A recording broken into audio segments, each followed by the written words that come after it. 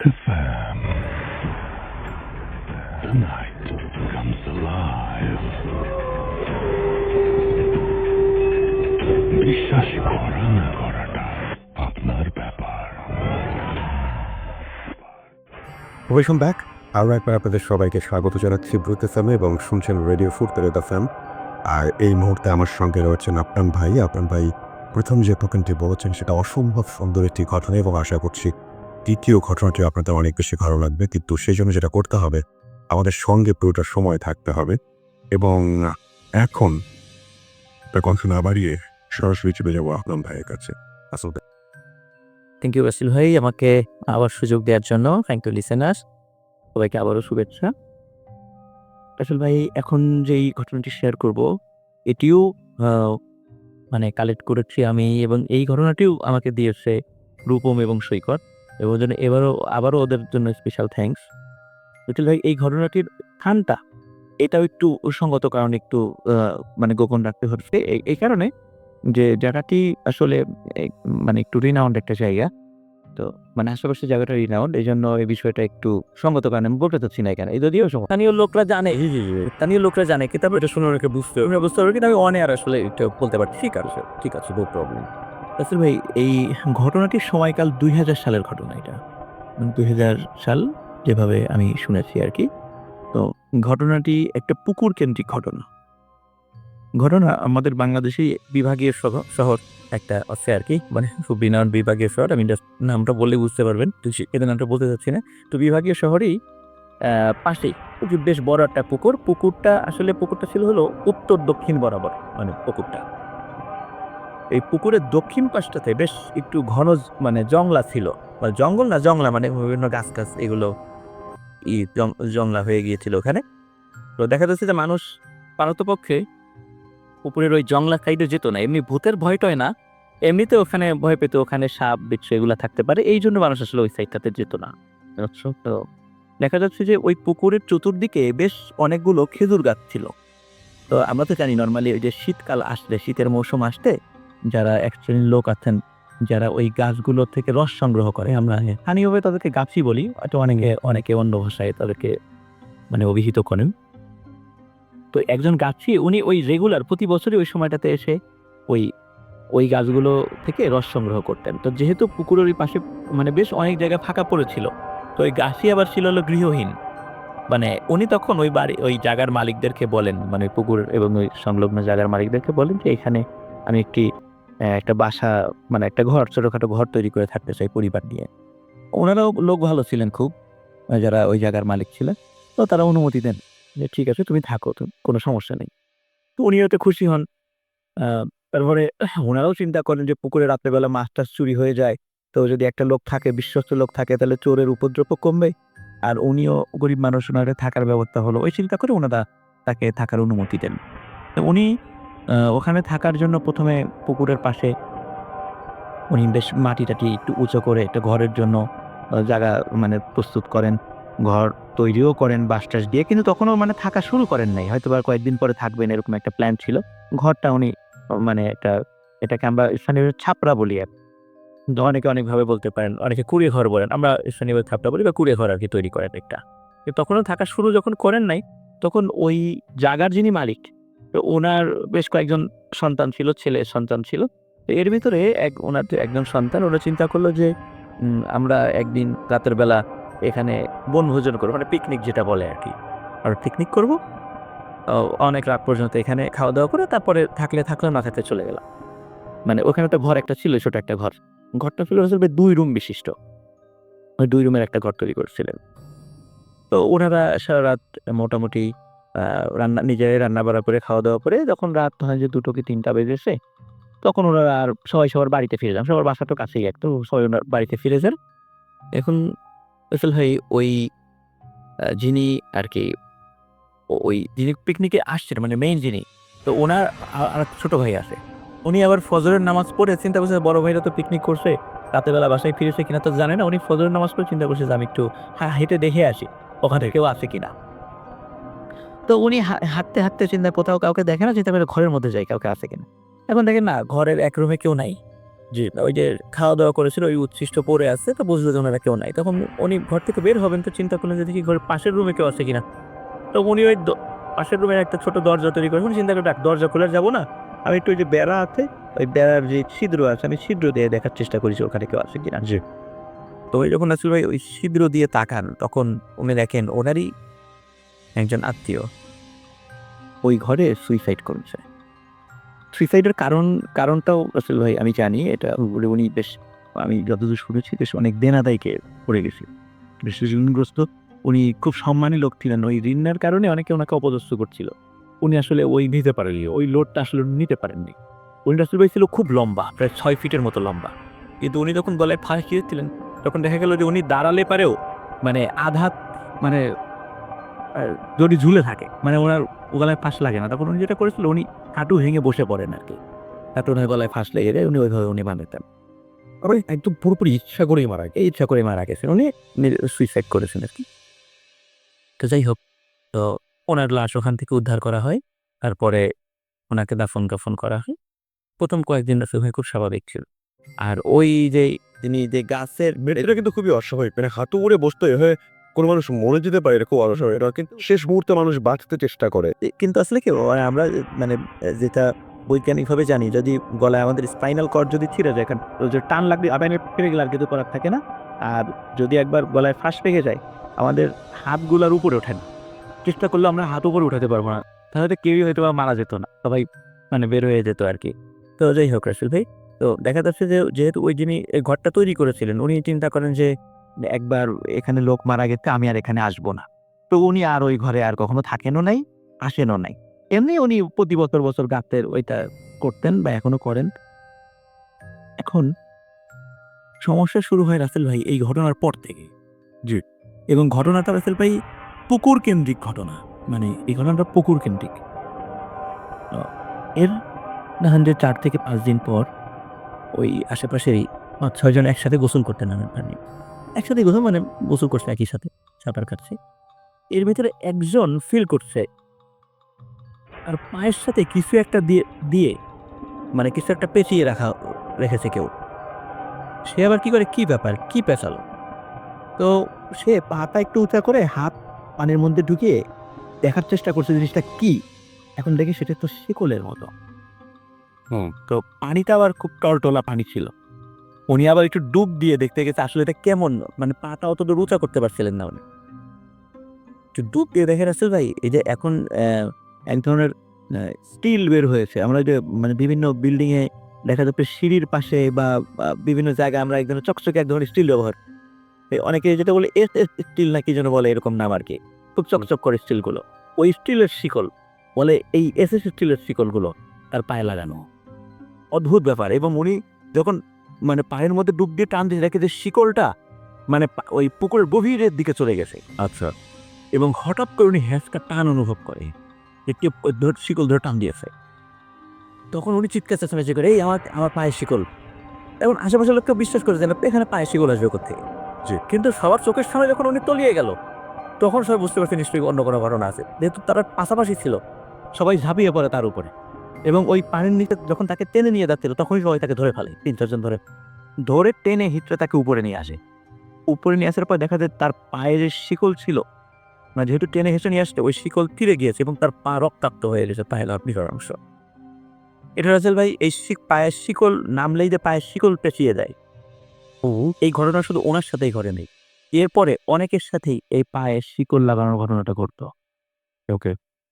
এরপরে যখন মোটামুটি মানুষের মধ্যে একটা ভয়ের সৃষ্টি হয়ে গেল যে এখানে কিছু আছে। এখানে নামলে পায়ের সাথে শিকল লাগায় দেয় এবং টান দিয়ে নিয়ে যায়। তো দেখা যাচ্ছে এই কারণে ওই পুকুরে গোসল করতে অনেকেই নামতো না। আচ্ছা। তারপর তার একদিন একজন অপরিচিত লোক, অপরিচিত বলতে উনি হয়তো এই পুকুরটা সম্পর্কে জানতো না বা জানলে ওগুলো বিশ্বাস করতো না। উনি নেমেছিল আরকি। ও এমনি গোসল করার জন্য নেমেছিল। তো উনার সাথে কয়েকজন আসছে ওরা উপরেই ছিল। জি। তো উনি গোসল করার মোটামুটি সবার সামনে উনি ডুব দিয়েছে। এখন ডুব দেওয়ার পর উনি আর উঠছে না। হুম। এখন সবাই বলে, "কি ব্যাপার? উনি উঠছে না কেন?" তো চিন্তা করছে যে হয়তোবা আ এমনিতেই উঠছে না বা আমাদেরকে ভয় দেখানোর জন্য বা এরকম কিছু হতে পারে। কিন্তু ওরা দেখলো ৩-৪ মিনিট ৫ মিনিট হয়ে যায় উনি ওঠে না। তো তখন সবার সন্দেহ লাগে, কি ব্যাপার, এটা তো নিশ্চয়ই ই হতে পারে। তখন সবার মানে ওই যারা দেখছিল সবার সবাই দেখছে যে একটু আগেও মানে ৫ মিনিট আগেও যিনি এখানে ডুব দিয়েছেন, পুকুরের এই মাথার থেকে ওই মাথা রাসেল ভাই ধরেন যে প্রায় ১০০ হাতের মতো লম্বা এই মাথা থেকে ওই মাথা। তো দেখা যায় ওই মাথায় যে ঘাটটা ছিল, বিশেষ করে জংলা পাশ যেটা ছিল, হুম। ওই ঘাটে উনার দেহটা ভেসে উঠেছে। মানে এই পাশ থেকে ওই পাশে নিয়ে গিয়েছে একদম।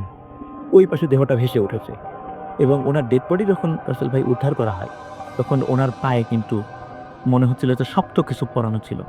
আচ্ছা। এরকম একটা, এবং ও টান দিয়েছে যে ওর পায়ে মনে হচ্ছে পায়ে একটা ক্ষত সৃষ্টি হয়েছে। এরকম একটা চিহ্ন সেখানে ছিল। এরপর রাসেল ভাই ওই পুকুরের চতুর্দিকে মানে ড্রিলিং করে ঘিরে দেওয়া হয়। ও জঙ্গলগুলো যে পাশে জঙ্গল-টঙ্গল ছিল ওগুলো সাফ করে ফেলা হয়। এখন আর পুকুরে ওইখানে কেউ গোসল-টোসল করে না। আ তবে আ মোটামুটি ওই জায়গাটা হয়তোবা ডেভেলপারদেরকে দেয়ারও চেষ্টা করা হয়েছিল। তো কোনো না কোনো কারণে মানে হয়তোবা দেখা যাচ্ছে ডিলিংসটা ঠিক হয়, কোনো কারণে সেটা বাতিল হয়ে যায়। এটা কেন হয় এটা বলা যায় না। বাট এখনো ওরকমই আছে। পুকুরটা এখনো ওরকমই আছে। সঙ্গত কারণে ওই জায়গাটার নাম বললাম না। কিন্তু যারা শুনতেন ওই অঞ্চলে হয়তো ওটা বুঝতেই বুঝতে পারবেন আরকি। তো এটাই ছিল রাসেল ভাই আমার সেকেন্ড স্টোরি। ধন্যবাদ সবাইকে। ধন্যবাদ রাসেল ভাই। ধন্যবাদ আবার লিসেনারদেরকে। বুথ এফএম এর জন্মদিনের শুভেচ্ছা এবং ঈদুল আজহার আবার শুভেচ্ছা। অনেক ধন্যবাদ আপনাকেও, এবং আশা করছি যে আপনার সবকিছু মিলিয়ে আপনি ভালো দিন কাটাচ্ছেন এবং ভালো দিন আর সামনের দিনগুলো আরো বেশি ভালো কাটে। থ্যাংক ইউ সো মাচ আমাদের এখানে আসার জন্য, এবং আমরা চলে যাব নেক্সট ঘটনায়। আর নেক্সট অতিথির কাছে চলুন আমরা চলে যাই।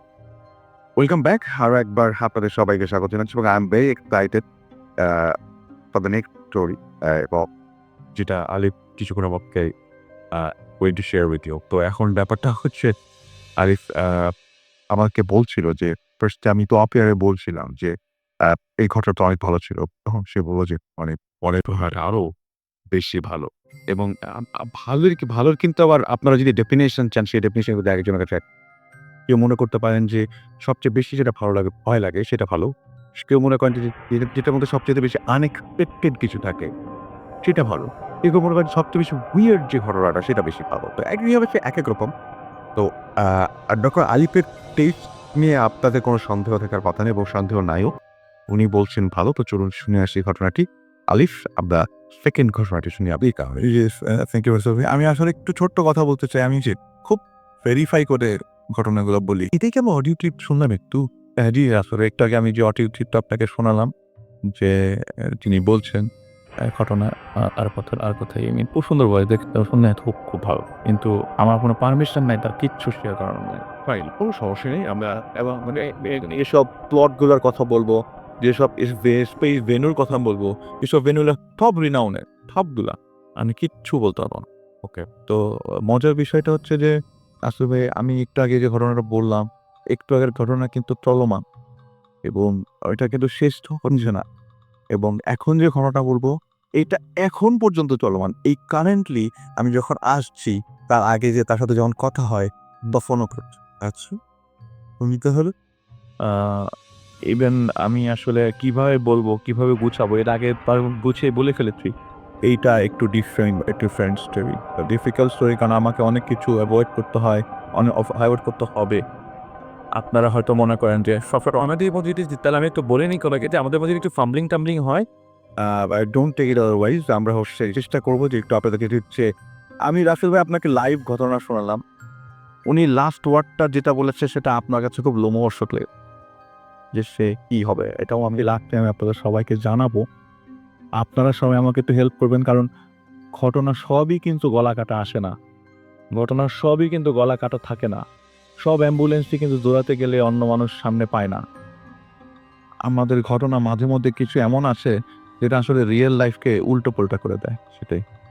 একবার ভেবে দেখুন যে ঘটনাটা বলছেন ডক্টর আলী, সেই ঘটনাটা তো মানে এতটা উইয়ার্ড যে এরকম কোনো কিছু যদি আপনাদের লাইফে আল্লাহ না করুক যদি ঘটে কখনো, নিতে পারবেন তাই না? এটা সম্ভব না রাসেল ভাই, এতবার সম্ভব না। সেটাই। এতবার সম্ভব না। ঘটনায় আসি, যে আপুটার কথা বলবো, তিনি একজন তিনি একজন তার নাম আমি ছদ্মনামও কিভাবে স্টার্ট করবো আমি জানি না। আমি তার নাম, উনি একজন হিন্দু মহিলা। তার কথা আমি তাকে একটু মেনশন করতে হলো। তো তার ঘটনায় যাই। আর হঠাৎ করে একদিন আলট্রাসোনোগ্রাম করতে হবে। আলট্রাসোনোগ্রাম করতে হবে। তো তিনি একটা ঢাকার হাসপাতালে যান আলট্রাসোনোগ্রাম করতে আজ থেকে ১.৫ বছর আগে। এবং মজার বিষয় আসলে প্রতিটা ঘটনা আমি বলছি যে ২০০০ একটু আগে যে অপূর্ব সংঘ ২০১৩ এই ঘটনাটার মধ্যে কিছুটা আঁচ পাবেন আপনি সেম জিনিসের। তো কাহিনী হচ্ছে যে উনি একটা হসপিটালে যান আল্ট্রাসোনোগ্রাম করতে। হসপিটালে যাওয়ার সময় তিনি তার এক বন্ধু-বান্ধবীকে নিয়ে এলেন আল্ট্রাসোনোগ্রাম করতে। একা যাননি সে। সেদিন তার অফিস ছুটি ছিল। উনি ২ টা চাকরি করে একসাথে। আমি ২ টা কি চাকরি সেটাও আমি বলছি না। উনি হসপিটালে যান। হসপিটালে যাওয়ার পরে দুপুর ১২ টার দিকে তিনি তার প্রেসক্রিপশনটা জমা দেন আল্ট্রাসোনোগ্রাম করবার জন্য। প্রেসক্রিপশনটা জমা দেওয়ার পর আসল ভাই তাকে বলে যে, "ঠিক আছে আপনি ওয়েট করেন।" ছোট, ছোট করে ওয়েট করতে, করতে ২ ঘন্টা লেগে যায়। ওই রুমের বাইরে আসলে আমি একটু ছোট্ট ডেসক্রিপশন দিই। হসপিটালটার একটা পুরাতন বিল্ডিং আছে। আর নতুন বিল্ডিং এর এক্সটেনশন হচ্ছে। নতুন বিল্ডিংটা হচ্ছে ওই ২ টার মাঝখানে একটা জায়গা। ওখান দিয়ে ঢুকে একটু আগে পরেই আল্ট্রাসোনোগ্রাম রুম। সেই রুমের মধ্যে তিনি প্রেসক্রিপশন জমা দেন। তো ওয়েট করছেন রুমের বাইরেই। খুব ইজিলি বোঝা যাচ্ছে যে বোঝা যাবে আপনি যখন প্রেসক্রিপশন জমা দিবেন আপনাকে ডাকবে। কেউ বের হতে থাকবে, কেউ ঢুকতে থাকবে। এরকম কিছুই হচ্ছিল না। কেউ বের হচ্ছিল না, কেউ ঢুকছিল না। এরকম করতে, করতে দুপুর ২ টা। একটার সময় বিরক্ত হয়ে তিনি ভেতরে ঢুকে জিজ্ঞেস করেন, "কি ব্যাপার? আপনাকে আল্ট্রাসোনোগ্রাম করবেন না?" ওরা যে ডক্টর লাঞ্চে গেছে। বলে, "২ ঘন্টা ধরে লাঞ্চ করছে। ১২ টার থেকে জমা দিয়েছি। আপনারা একটু বলতে পারতেন? ওই ডক্টর লাঞ্চ থেকে আসলেই আমি আপনাকে কল করব।" তো উনি বলেন যে, একদম বিরক্ত হয়ে একটা পর্যায়ে আমি ওখান থেকে বের হয়ে আসি। বের হয়ে আসার পরে আমার ফ্রেন্ডটাও বিরক্ত আমার উপরে। "তুই কই নিয়ে আসলি তুই আমাকে?" তো সে কি করলো, তার ফ্রেন্ডটার কথা শোনার পরে তার ফ্রেন্ডটা বলে, "তুই বস এখানে। ডাকলে ডাকুক আমি আসতেছি।" তো তার ফ্রেন্ডটা এরকম প্ল্যান করে বাইরে যেয়ে একটু ড্রিংক খেয়ে আসবে। তাকে নিয়ে যাবে হঠাৎ করে তার যদি ডাক চলে আসে, কল চলে আসে এজন্য তাকে বসিয়ে রেখে যায়। আচ্ছা। তো তিনি কি করে একটু ছোটখাটো আসতে ডাক্তার আশেপাশে হাঁটতে, হাঁটতে হঠাৎ করে তিনি একটা বিল্ডিং মাঝে সুন্দর বিল্ডিং। বিল্ডিং এর এন্ট্রান্সটা খুব সুন্দর, খুব সুন্দর। বিল্ডিং এত সুন্দর করে অ্যাট্রাক্ট করছে তাকে, সে চাইলো বিল্ডিংটার ভিতরে ঢুকে। সে বলল যে, "আমি না চাওয়া সত্ত্বেও অচেনা বিল্ডিং। সাথেই।" তো তার কাছে মনে হচ্ছিল এটা হয়তো নতুন বিল্ডিং, এক্সটেন্ডেড বিল্ডিং। সুন্দর করেছে, দেখে আসি তো কি অবস্থা। সে ১ম ফ্লোরে উঠল। ১ম ফ্লোরে ওঠার পরে তার কাছে মনে হলো পুরো ফ্লোরটা তো একদম পুরো হসপিটালের মতোই সুন্দর। সবকিছু হয়ে গেছে কিন্তু স্টার্ট করছে না কেন? ইনঅগারেট করছে না কেন? সুন্দর প্যাথোলজি রুম, ওয়েটিং রুম, ডাক্তারদের সুন্দর, সুন্দর বসার জায়গা। সবই আছে কিন্তু কেন ওনারা এটাকে স্টার্ট করছে না কেন? সে নিজের অজান্তেই দোতলা থেকে ৩ তলা, ৩ থেকে ৪ তলা, ৪ তলা থেকে ৫ তলায় উঠে যায় সিঁড়ি বেয়ে, বেয়ে। উঠার পরে হঠাৎ করে প্রায় তিনি একটা ধাক্কা খান একটা কাপলের সাথে। সেই কাপলটা ২ জনে তার দিকে তাকিয়ে হাসছে। কাপলের বেবি বয় কিন্তু বাচ্চাটার নিউবর্ন তার কাছে মনে হচ্ছে নিউবর্ন এবং নিউবর্নের মতো দেখতে কিন্তু বাচ্চাটার সাইজ অস্বাভাবিক বড়। মনে হয় যে ৮-১০ বছরের একটা বাচ্চা কিন্তু এটা নিউবর্ন কোলের ভিতরে। হঠাৎ করে মহিলা জিজ্ঞেস করে, "কি ব্যাপার? আমাদের ছেলে হয়েছে, তোমার কি হয়েছে?" উনি বলে যে, "না আমি আল্ট্রাসোনোগ্রাম করতে আসছি।" তো ওই মহিলাটা এত অস্বাভাবিকভাবে বলল, "দুঃখিত।" হেসে চলে গেল। আজব! দুঃখিত বললে হেসে চলে গেল। ওই বিল্ডিংটা পুরোটা খালি। একটা বান্দাও নাই। খালি এই ২ টা কাপল পেল। তো এই কাপলকে ফলো করতে, করতে এই পিছনের দিকে তাকিয়ে দেখি যে ওনার পিছনের যে সিঁড়িটা ওটা উনি খুঁজে পাচ্ছে না। সামহাউ। খুঁজে না পাওয়ার পরে সে কি করলো? ওনাদের ট্রেইল ফলো করলো। ওনারা যে পাশে যাচ্ছে। ওনাদের পিছনে যেতে একটা সময় ডান পাশে দেখলো যে ঢুকে একটা রুমের ভিতরে ঢুকলো। রুমের ভিতরে দরজাটা খুলে দেখলো ওখানে কেউ নাই। আচ্ছা। ডান পাশে কোনো সিঁড়ি নাই, কিচ্ছু নাই। এটা একটা ডেড এন্ড। উনি আবার পিছনে আসলো বাম পাশের প্যাচ দিয়ে একটু আগাতে একটা সিঁড়ি।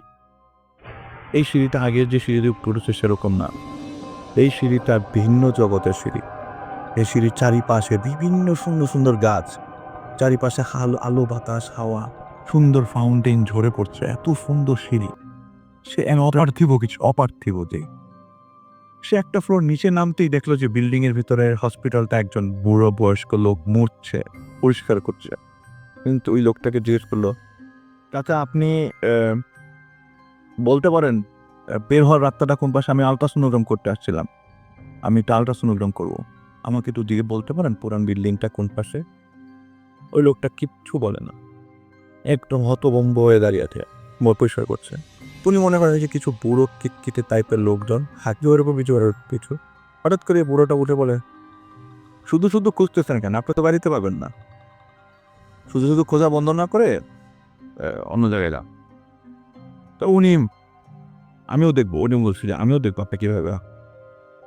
এটা বলার পর আমাকে বিরক্ত লাগলো, কোনো কারণে না, হঠাৎ করে এবং মানে আপনি রাষ্ট্রভাই বলেছে যে আমি এরকমই দেখছি, এটা আমার সত্যি লাইফ, আমি সজাগ, দুপুরবেলা এরকম কখনো অসম্ভব কিছু না। তিনি নিচে নামলো, আরো 2টা ফ্লোর নিচে আরো নিচে নামলো। এখন আর উপরের দিকে তাকালে গাছপালা দেখা গেল, নিচে কিছু দেখা যায় না। আচ্ছা, আপনি সিঁড়িতে কি দেখবেন? উপর থেকে নিচ পর্যন্ত পুরোটা লাইট দেখবেন। আমি আপনার সাধারণ মানুষ এরকম কিছুই দেখব। উনি নিচে যখন লাস্ট স্টেপটা দেয় রাসেল ভাই, লাস্ট স্টেপে ছিল শেষটা, একটা পাতার সিঁড়ির উপরে গ্রিলে হাত এবং নেক্সট পাতা ঝুলে আছে। যদি নেক্সট পাতা দিয়ে 2টা পা একসাথে দিয়ে দেয় তাহলে উনি গভীর অতলে করে যাবে এরকম। হঠাৎ করে তিনি চিৎকার করে দেয়, হাই আমাকে একটু কেউ আল্ট্রাসোনোগ্রামের রুমটা একটু দেখায় দেন না, কেউ আমাকে একটু এইখান থেকে বের হওয়ার পরটা দেখায় দেন না, কেউ কি আছেন? আমি একটু বের হতে চাই, আমার হাজব্যান্ডকে কি কেউ ফোন দিতে পারেন? অথচ তার ব্যাগের ভিতরে ফোন, তার ব্যাগের ভিতরে তার সাথে তার সেই আল্ট্রাসোনোগ্রামের রিপোর্টস অ্যান্ড অল দ্যাট। হঠাৎ করে প্রায় 15 থেকে 20 মিনিট পর একটা ছেলে আসে, চাকমা টাইপের ছেলে। I am sorry to the tribal people, কারণ আমি বলতে চাচ্ছি না এরকম কিছু। চাকমা টাইপের দেখতে একটা ছেলে, কুচকুচে কালো, তার সামনে এসে বলে, কি ব্যাপার, আপনি কারে খুঁজেন? বলে, আপনি কি আমাকে আমার হাজব্যান্ডকে একটা ফোন দিয়ে দিতে পারেন? বলে যে আপনার সাথেই তো ফোন আছে, আপনি ফোন দেন। বলে, না না, আপনি একটু ফোন দিতেন না আমার হাজব্যান্ডকে, আমি খুব ভয় পাচ্ছি, আমি কিছু করতে পারছি না।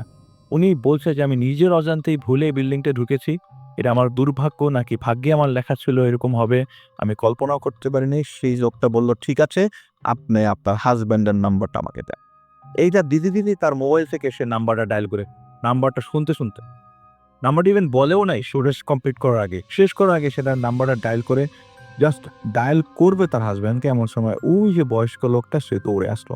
দৌড়ে এসে ওনার মাথার পিছন দিকটা আরে যে বলাই, তুই ওকে কি করছিস? এই আপনাকে না বললাম আপনি বেরোতে পারবেন না, আপনি শুধু শুধু কি সমস্যা আপনার? উনি বলে যে আমাকে প্লিজ একটু বের করার অবস্থা করে দেন, আমাকে একটু ব্যবস্থা করে দেন, আমি একটু বেরোতে চাচ্ছি, এখান থেকে বের হওয়ার কোনো রাস্তা আছে? প্লিজ ভাই, আমার হাজব্যান্ডকে একটু ফোন দেন। এইটা শোনার পরে উনি এত বিকট একটা হাসি দিল, এই বয়স্ক লোকটা এত বাজেভাবে একটা হাসি দিল, উনি সেন্সলেস হয়ে গেল। আচ্ছা, সেন্স ফিরলো, এমনভাবে ফিরলো যে আশেপাশে অনেক কথাবার্তা হচ্ছে। কথাবার্তা এমনভাবে হচ্ছে যে নার্স, তারপরে ওয়ার্ড বয়, আশেপাশে অ্যাটেন্ডেন্স, রোগীর অ্যাটেন্ডেন্স, সবাই তার ভিড় জমেছে। তার ফ্রেন্ডও তার কাছে এসে বলে, তুই এখানে কি করিস? এটা হচ্ছে পুরাতন বাড়ি বিল্ডিং এবং নতুন বিল্ডিং এর এক্সটেনশনের মাঝখানে ঘটনা। তুই এখানে কি করিস? তো আমি খুব অবাক হয়ে যাই। উনি বলছে, আমি খুব অবাক হয়ে যাই যে আমি কোথায় আছি। তো ওনার নার্সটা, ওইখানের যে নার্সটা ছিল, ওই নার্সটা বলা বলি করছিল যে এটা মানে ওই বিল্ডিং এর ভিতরে ঢুকছে উনি চোখ বন্ধ, কিন্তু উনি বুঝতে পারছে যে কে বলা বলি করছে। তো ওইখানকার ওয়ার্ড বয় বলতেছে, এরকম ওই বিল্ডিং এ ঢুকলে তো ভীমরুকে পড়েই থাক, এরকম ভাবে বলছে। ওনাকে স্ট্রেচারে করে ইমার্জেন্সিতে নিয়ে যাওয়া হয়। ইমার্জেন্সির ডক্টর বলছে, এই অবস্থা কেমন হলো? তো উনি চোখ বন্ধ, উনি এমনভাবে ভান করেছিল যে উনি কিছু শুনছে না। কিন্তু ওখানকার নার্সটা বলছিল উনি মনে হয় ওই বিল্ডিং এ ঢুকেছে। কোন বিল্ডিং আমি জানি না, উনিও জানেন না। ওই দিনের পর থেকে তিনি কখনোই হসপিটালে যান নাই। এটা ছিল ওনার ফার্স্ট অ্যাবর্শন স্টোরি। অ্যাবর্শনের পরে আল্ট্রাসোনোগ্রাম করতে গেছে।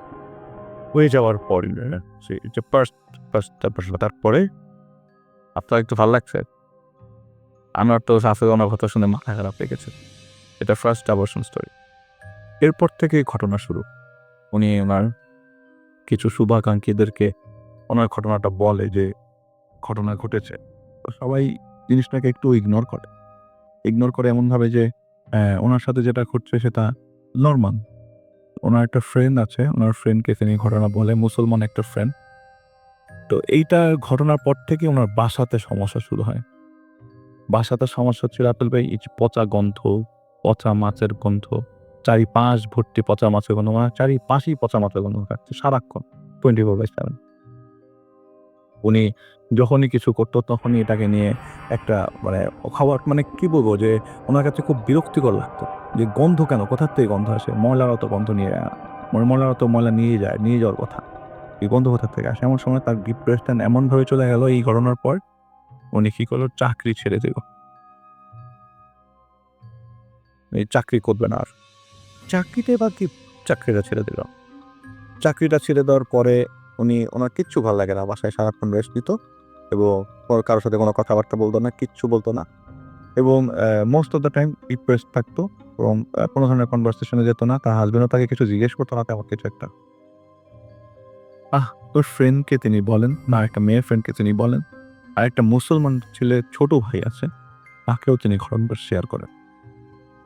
তাকে ঘটনাটা শেয়ার করার পরে তিনি বলেন যে আসলে আপনি তো চাকরি পাচ্ছেন না। হঠাৎ করে তার ডিসিশন চেঞ্জ হয় যে আমি একটু চাকরি করব কিছুদিন পর, 3-4 মাস পর, যে আমি চাকরি করব। এটা উনি ওনার মাদার ইন লকে জানান। এরপর থেকে ঘটনাটা এরকমভাবে হয় যে ওনার বাথরুমে হঠাৎ করে হঠাৎ ওই যে ঘটনা জানানোর পরে যে ডিসিশন এলো যে চাকরি করবে, এমন সময় মানে বাথরুমের মধ্যে এরকম স্টার্ট হলো যে রাত্রি 2টার দিকে হঠাৎ করে ঘুম ভাঙার পর প্রথমে মনে হলো যে কেউ বাথরুমে পানি ধরে পায়ের মধ্যে ঢালছে। বাথরুম থেকে পানি দিয়ে পায়ের মধ্যে ঢালছে। একটা পর্যায়ে তিনি ঘুম ভেঙে যায়। তো এর আগে যেসব ইনসিডেন্টগুলো ঘটছিল তিনি তার যে ফ্রেন্ডকে বলেছিল, সে ফ্রেন্ড বলল যে তুমি আয়াতুল কুরসিটা একটু ডাউনলোড করে রাখো, তুমি তো পড়তে পারবো না, আয়াতুল কুরসিটা ছেড়ে রাখো যদি এরকম কিছু পাও। উনি কি করলো, হঠাৎ করে এই শব্দটা আস্তে আস্তে আরো ঘন হতে থাকলো। এখন কেউ পা থেকে মাথা সারা শরীরে গোসল করছে। পানি পড়া এবং গোসল করার শব্দ দুটোই আলাদা, আপনারা আমি সবাই জানি। গোসলের শব্দ একটু ডিফারেন্ট আসলে। কেউ বালতি থেকে পানি নিয়ে গোসল করলে আপনি বুঝতে পারবেন কেউ বালতি থেকে পানি নিয়ে গোসল করছে। রাতভর তার নিজের রুমের বাথরুমে তার মেয়েকে ধরে সে ঘুমিয়ে আছে, তার হাজবেন্ডটা পাশের রুমে শোয়, তার মেয়েকে ধরে সে ঘুমিয়ে আছে। রাতভর এই বালতি থেকে পানির শব্দ কন্টিনিউয়াসলি বালতি থেকে পানির শব্দ হচ্ছে এবং তার একটা এরকম অ্যাট্রাক্ট করছে যে আমি একটু চাই বাথরুমে কি অবস্থা দেখি, কিন্তু সে ভয়ে আর যায় না। পরের দিন ওই তিনি আপনার মেয়েটা ওনার নিজের প্রথম একটা মেয়ে আছে, আমি বলতে ভুলে গেছি, ওনার একটা মেয়ে আছে, ওনার মেয়েটা স্কুলে পড়ে, 8 থেকে 9 বছর বয়স। ওকে সরি, একটু বেশ 10 বছরের মতো বয়স। তো তো উনি কি করলো যে মেয়েটাকে ধরে সারা রাত কাটালো। উনি বললো যে আপনাদের আজানের মধ্যে কি আসে আমি জানি না, যখনই ধুরি আজানটা পড়া শুরু হলো তখন পানি পড়ার শব্দটা চলছে কিন্তু গোসলের শব্দটা বন্ধ হয়ে গেল। পানি পড়ার শব্দটা চলছে, গোসলের শব্দটা বন্ধ হয়ে গেল। আস্তে আস্তে আজান যখন সব মসজিদে পড়া শুরু হলো এবং আমাদের বাসাটা মসজিদের পাশেই, যখন মসজিদে আজানটা হলো তখনই উনি আজান স্টপ পেয়ে, আর কোনো শব্দ নাই বাথরুম থেকে, একটা শব্দ নাই বাথরুম থেকে। আপনি রাসেল ভাই, আপনি চিন্তা করেন আপনার রুমের মধ্যে শুয়ে আছেন, হঠাৎ করে আপনার বাসায় কেউ নেই, আপনি একা, আপনার বাথরুম থেকে পানি পড়ছে, কেউ গোসল করছে, আপনি কি চিন্তা করবেন? আপনি চিন্তা করে কিছু ফুল পাবেন না। আসলে আপনি কিনারা পাবেন না খুঁজে। উনি সহ্য করেছে। উনি তার ফ্রেন্ডকে বলে এই ঘটনা, বলে যদি এক কাজ করি তুমি ওনার কাছে যাও। ওনার নামও আমি বলছি না, যিনি তার কাছে যিনি গেছেন। তো উনি হিন্দু, তো উনি গেছেন ওনার বাসায় যাওয়ার পরে, ওনার বাসাটা ঢাকারই একটা জায়গায় যাওয়ার পরে ওই লোক বলছে যে মা তুমি বসো, আমি পশ্চিমমুখী হয়ে থাকি। দেখে যে একটা লোক রুমের ভিতরে পশ্চিম দিকে জায়নামাজ দিয়ে বসে আছে। তো উনি বলে যে কাকা আমি কি মাটিতেই বসবো, আমি হিন্দু। বলে না না কোনো সমস্যা নেই, হিন্দু মুসলিম কোনো সমস্যা না, কথা হচ্ছে যে আর তোমাকে মাটিতে বসতো না, তুমি চেয়ারে বসো, তুমি জাস্ট তোমার প্রবলেমের কথাটা যখন তুমি একটা সালামের শব্দ শুনবে তুমি তোমার প্রবলেমের কথাটা বলতে থাকবে। তো ঠিক একইভাবে উনি যাই হোক কথাবার্তা বলার পরে ওইখানে ঘটনা দেওয়ার পরেই উনি বলল যে তোমাকে আমি একটা কথা বলি, তোমার খুব কাছের মানুষজন তোমার এই চিন্তা করতে চাচ্ছে এবং সবচেয়ে ইম্পর্টেন্ট কথা যে বাথরুমের মধ্যে তুমি যে গোসলের শব্দ পাচ্ছ, গোসলের শব্দ পেয়েছো, সেটা তোমার মেরে ফেলার শব্দ। ও মাই গড! এবং তুমি যদি বাথরুমটা খুলে দেখে সর্বনাশ হয়ে যেত, তাহলে তুমি হয়তো মারাই যেতে। তোমাকে এইসব জিনিস করতে হবে দুই কবরের মাঝখানে কিছু ডাস্ক দিল, এই সেই দিল। আমি আসলে অনেক স্কিপ করে যাচ্ছি, অনেক কিছুই বলতে পারছি না। কারণ আমি নিজেও খুব ট্রমাটাইজড ঘটনাটা শোনার ফলে। আমি যখন শুনি গতকালকে ঘটনা ঘটেছে, আমার আসলে কিছু বলার নাই। কিছু জিনিস একেবারে ঘটনা হিসেবে উপস্থাপন করা যায় না। কিছু জিনিস আসলেই লাইফটাকে চেঞ্জ করে দেয়। তো ওই হুজুরের কাছ থেকে সে যখন কিছু টাস্ক নিল, কাজগুলা কন্টিনিউ করতে থাকলো। একটা পর্যায়ে সে দেখলো ওই পচা গন্ধ, বিকট গন্ধগুলা রুম থেকে চলে যাচ্ছে আস্তে, আস্তে। কমে যাচ্ছে। সে আর কোনো গন্ধ পাচ্ছে না। এটা এমন না যে তার মেয়ে পাচ্ছে, এটা শুধু তিনিই পাচ্ছেন। তিনি কোনো কিছু রান্না করলে সেটা তিতা হয়ে যায়। এবং সেই রান্না করা জিনিস শুধু তিতাটা তিনিই বোঝেন। আর কেউ তিতা বোঝেন না। এবং বাসার লোকজন যে তার রান্না খায় এমন কিছু না। তার রান্না কেউ খেতে পারে না। শুধুমাত্র তার হাসব্যান্ড আর তিনি তিতা হয় তা খাওয়া। আর সবাই খেতে পারে। একটা পর্যায়ে বুঝা গেল যে তার কন্ডিশনটা আস্তে, আস্তে আগের মতো নাই। সে ধিমে পড়ল। একটা পর্যায়ে ওই হুজুরকে বলল যে, "আপনি যেভাবে পারেন আমাকে একটু বিজি করার চেষ্টা করেন তো।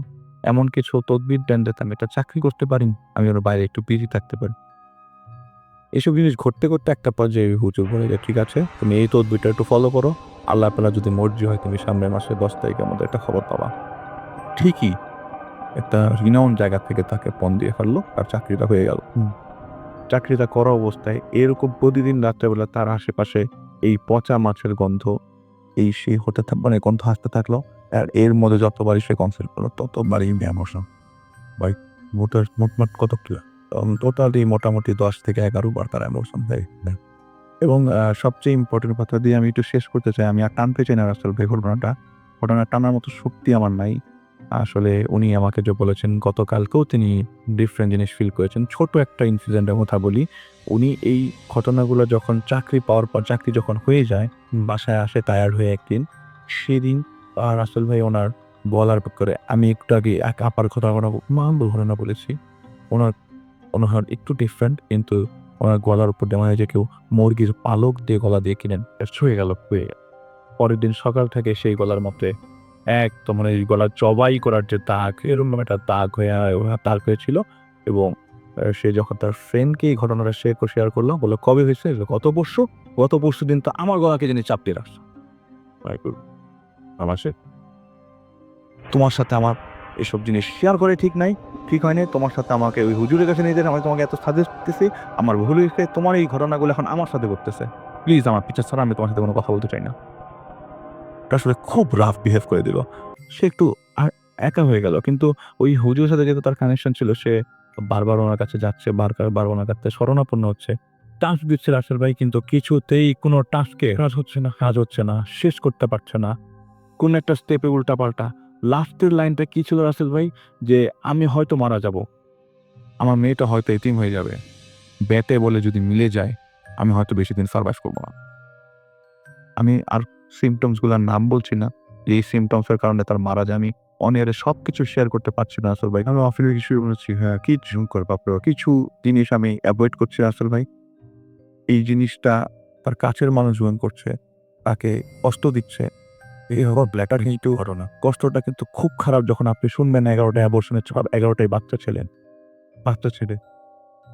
সবগুলোই প্রেম ভয় ছিল। তার মানে তার বংশ বৃদ্ধি যাতে কোনো ছেলে দিয়ে না হয়, এটাও একটা রিজন। এটা একটা ঘটনা রাসেল ভাই। আমি আর কোনো ঘটনা শেয়ারও করার মতো অবস্থায় নাই। আমি আসলে আমার মাথা ঘুরছে রাসেল ভাই। আমি আপনাকে সত্যি করে বলছি, কিছু ঘটনা পাগল করার মতো ঘটনা। আমি অনেক ঘটনা শেয়ার করছি 9 বছরে, 8 বছরে, যতদিন পর্যন্ত ভূতে ছিলাম, অনেক আগের থেকে আসি। আমার এই ঘটনা বলার পর মাথা ঘুরাচ্ছে বারবার মাথা ঘুরাচ্ছে। Thank you so much. Thank you ভাই, আসসালামু আলাইকুম। ওয়ালাইকুম আসসালাম রাসেল ভাই। আসসালামু আলাইকুম টু অল দ্য অডিয়েন্স। আজকে এসে আসলে মনটা বেশ খারাপ রাসেল ভাই। যেহেতু আপনি তো জানেন, ভাই সবাইকে তো জানানো হয়নি বা অনেকে জানেন আসলে যে আমার আম্মু গত 30শে জুলাই রাত্রেবেলা পৃথিবী ছেড়ে চলে গেছেন। তো ওনার এই চলে যাওয়াটা আমার জন্য খুব অপ্রত্যাশিত ছিল। আর আমি আম্মুর খুব ক্লোজ ছিলাম। এর জন্য সবার কাছে দোয়া চাই, সবাই একটু দোয়া করুন ওনার জন্য। এবং আমি একজন যদি আমি একজন সাধারণ মানুষ হিসেবে বলি, মানে আমার নিজের অবস্থান থেকে সরে সেখান থেকে বলবো আমার আম্মু খুব ভালো মানুষ ছিলেন।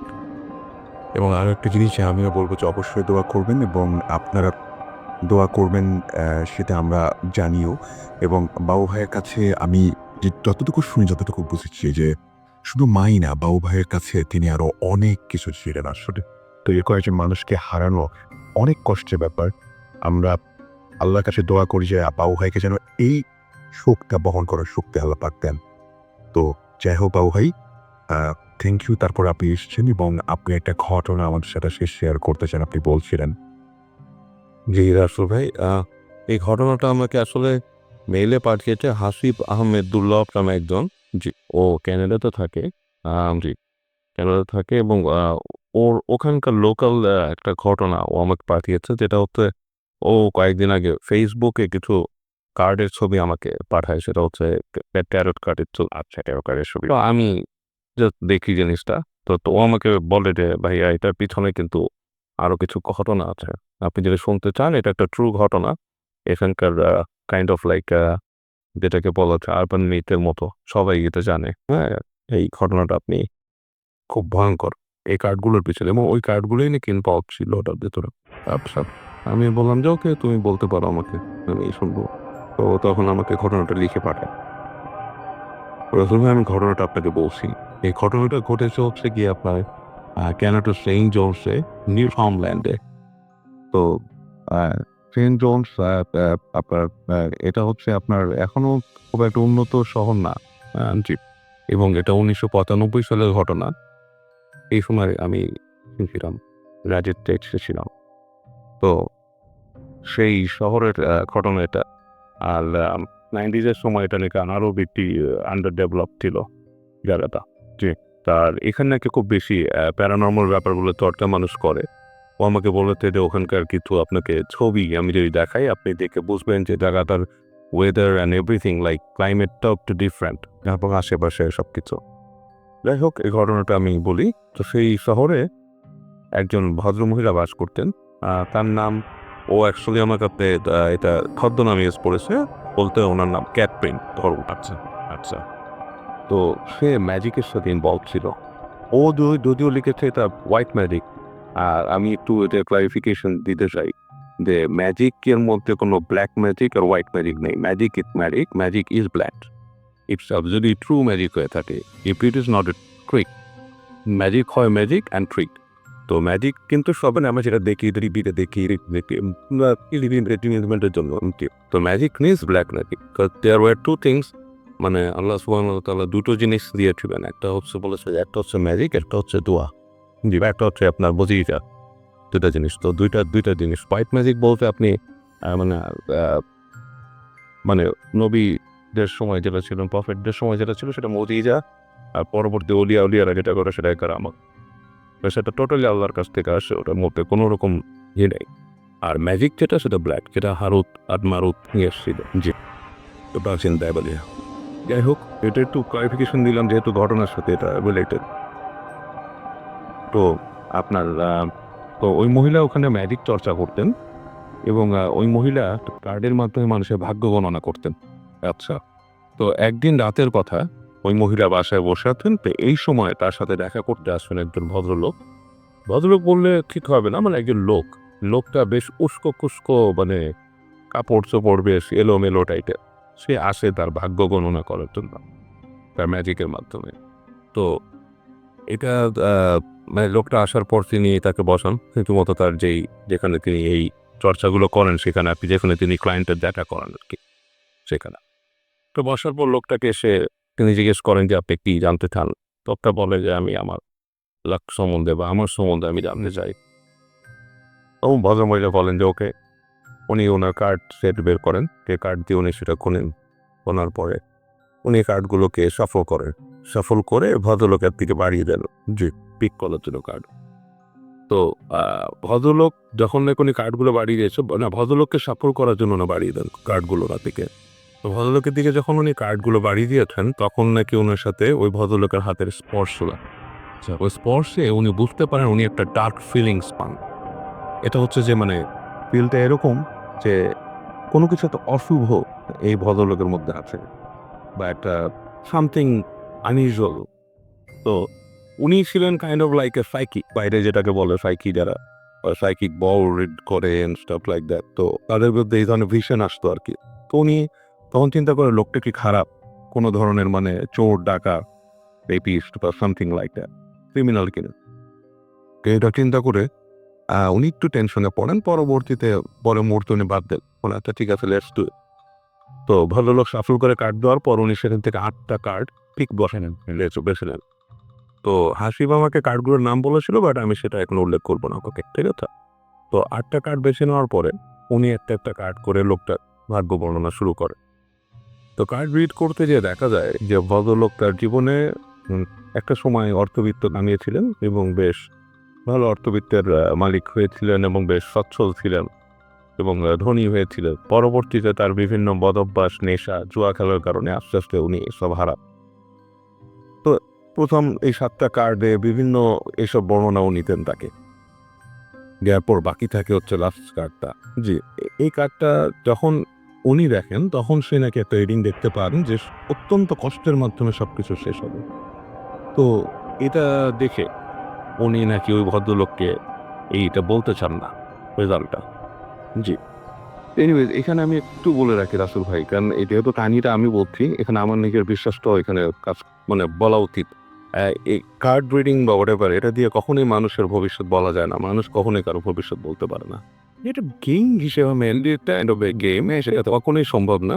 কারণ এটা এসব কখনো ইএফটি যারা করেনও তাদেরকে বলবো এত সিরিয়াসলি এটা নেয়ার কোন মানে বলা আপনি কি দুর্বল হয়ে গেছে, এটা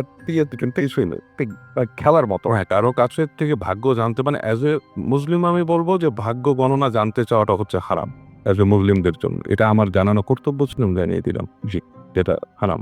এনিওয়ে, কারণ ভাগ্য আল্লাহ ছাড়া কেউ জানাতে পারে না। এনিওয়েজ, তো ওই ভদ্রলোক, ওই ভদ্রমহিলা তাকে বলেন না কথাটা যে অত্যন্ত কষ্টের মাধ্যমে তার সবকিছু শেষ হবে। তো ভদ্রলোক বলে কি তুমি কার্ডের বলছো না কেন, লাস্ট কার্ডে কি আছে? তো সে বলে না তুমি এটা না জানলেও চলবে, ইটস ওকে। সে ভদ্রলোক তাকে চাপাচাপি করে, না you have to tell me. যখন তাকে অনেক চাপাচাপি করে, ভদ্রমহিলা তখন তাকে বলে যে তোমার লাস্ট কার্ডের ব্যাপারটা ছিল এরকম। তো এই কথা শোনার পর লোকটা হাসি শুরু করে, হাসে, ও হাসে, হা হা করে হাসে। এসে এলাতে মানে সে বিরাপ বকা শুরু করে, বিরাপ বকা শুরু করে, সে কপাল চাপাতে নিজের মতো ওনার বাসার থেকে বিদায় নেয়। সো ভদ্রমহিলা ওইটা বিদায় দেয় এবং সে খুব একটু অড ফিল করে যে কি আসলো, কি বললো এসে। তো এরকম সময় যেতে থাকে, বাট ওনার মধ্যে একটা বাজে ফিলিংস কাজ করতে থাকে এটা নিয়ে। তো এর মধ্যে মাস 2 পরে কোনো এক পূর্ণিমার রাতে এই মহিলা তখন তো তার জাদু সাধনা করতো, ম্যাজিক সাধনা। তো সে কিছু আরক শেখর আর কি, পড়াতে তার বাসার বারান্দায় সব বাতি নিভিয়ে দিয়েছিল, সব খারাপ বাড়ি মোটামুটি অন্ধকার করে সে বাসার আঙিনায় এই বাতি, এই আরক পুড়িয়ে একটা ধোঁয়া তৈরি করে সে আসতেই করে একটা চেয়ারে বসেন। এবং যারা এই ধরনের সাইকিক সাধনা করেন বা যারা উইচ যাদেরকে বলা হয়, তারা এই ধরনের সাধনা প্রায় করেন। পূর্ণিমার রাতে অনেকেই করেন এরা এই ধরনের। এনিওয়ে, তো উনি সাধনা করতে করতে উনি এগুলো পড়িয়ে উনি তার মতো সাধনা করছেন বসে বসে একটা চেয়ারে, মন্ত্র পড়ছেন। এই সময় তার হঠাৎ করে মনে হয় যে তার বাগানের আশেপাশে যে দূরে যে ফেন্সের কাছে যে গাছগুলো, সেগুলোর মধ্যে কিছু একটা ঘুরে চলে যাচ্ছে ছায়ার মতো। এবং একটা শব্দটা এরকম, কোনো গাড়ির ইঞ্জিন যদি খুব ভারী engine like a truck or something, সেই ইঞ্জিন যদি কোনো কথা বলতে থাকে জাস্ট লাইক দ্যাট, এরকম। তো এবং একটা বয়সের মতো আসে সেই শব্দ থেকে যে তুই আমাকে কি করলি, এরকম টাইপের একটা। তো শুনে সে একটু ভয় পেয়ে যায় এবং সে তখন তাড়াতাড়ি তার বাসার মধ্যে ঢুকে যায়। ঢুকে যে উনি ওনার হাজব্যান্ডকে বলেন যে এরকম এরকম ব্যাপার করছে, এখানে মনে হচ্ছে কারা কি। তো হাজব্যান্ড সেটা করে, উনি হাজব্যান্ডের বাসায় শর্টগান ছিল, সে শর্টগান নিয়ে এসে বের হয়। সে মনে করে কোনো ইন্ট্রুডার হয়তো বাসা হয়। আসার পর দেখে যে আপনার যে টেবিলটা ছিল, যে টেবিলের পাশে বসা ছিল, সেই টেবিলটা ভাঙা, 2 টুকরা করা, কেউ নাই। তো সে তখন থতমত খায় এবং বাসায় ঢুকে যায়। তারা মনে করে কে বা কারা বা whatever, সে মানে ওইটা নিয়েই করে না। তো তারও কিছুদিন পরে একদিন উনি এরকম আবার বসে আছেন নিচে তার লিভিং রুমের পাশে। তো হঠাৎ করে তার অস্বস্তি লাগা শুরু করে। মনে হয় যে কি হচ্ছে, কেমন জানি একটা মানে মনে হচ্ছে তৃতীয় কোনো কিছুর একটা উপস্থিতি এখানে আছে। রুমের মধ্যে কেউ তার দিকে তাকিয়ে আসছে, তার দিকে, তার পিঠের দিকে তাকিয়ে। আচ্ছা। তো সে আস্তে করে চোখ ফিরায়। তো যখন চোখ ফিরায় তখন তিনি দেখে যে ওনার পেছন দিকে অন্ধকার এবং ওই অন্ধকারের মধ্যে দুটো চোখ জ্বলে আসে। আচ্ছা। এবং চোখ জ্বলে থাকাটা হচ্ছে কাইন্ড অফ লাইক, আপনারা যদি কেউ যে 'প্রেডেটর' মুভি দেখেন, 'প্রেডেটরের' মধ্যে দেখবেন যে হঠাৎ করে লাইক অদৃশ্যের মধ্যে চোখ। রাইট। এরকম দুটো চোখ নাকি তার পিছে হঠাৎ জ্বলে ওঠেন। এবং এটা দেখেও সে খুব ভয় পায়। ভয় পেয়ে সে মানে হাসব্যান্ডকে ডাকে এবং দেখে সেখানে কেউ নাই। আচ্ছা। তো এইভাবে করে তার ২য় বার ইনসিডেন্টটা হয় এবং 3rd ইনসিডেন্টটা হচ্ছে যে উনি ঘুমিয়েছিলেন। ঘুমিয়ে থেকে রাতের বেলা হঠাৎ করে উনি স্বপ্নে দেখেন যে উনি একটা জঙ্গলের মধ্যে দিয়ে যাচ্ছেন এবং পেছনে ওনাকে কেউ ধাওয়া করছে। এবং এর সময় উনি বুঝতে পারেন ওই যে সে একজন লোককে উনি ভাগ্য বা লাইক তার লাক রিডিং করছিল। সেই লোকটা তাকে ধাওয়া করছে। সেই জঙ্গলের মধ্যে দিয়ে উনি দৌড়াচ্ছেন। দৌড়াতে দেখতেছে যে ওই লোকটা এসে পড়তেছে কাছাকাছি। একসময় তাকে ধরে ফেলে। ওকে যখন ধরে লোকটা তখনই তিনি ফাইন্ড আউট করেন যে ওনাকে বোবায় ধরছে, লাইক স্লিপ প্যারালি। এবং উনি অনেক চেষ্টা করেন কথা বলতে পারতেছে না। এর মধ্যে ওনার চোখ খুলে যায়। চোখ খুলে উনি দেখে যে ওনার সামনে যে চেয়ারটা ছিল, যে চেয়ারটা বিছানা বেডরুমে, সেখানে সেই ভদ্রলোক বসা। ভদ্রলোক বলতে সেই লোকটা, হ্যাঁ, বসা এবং সে রক্তাক্ত।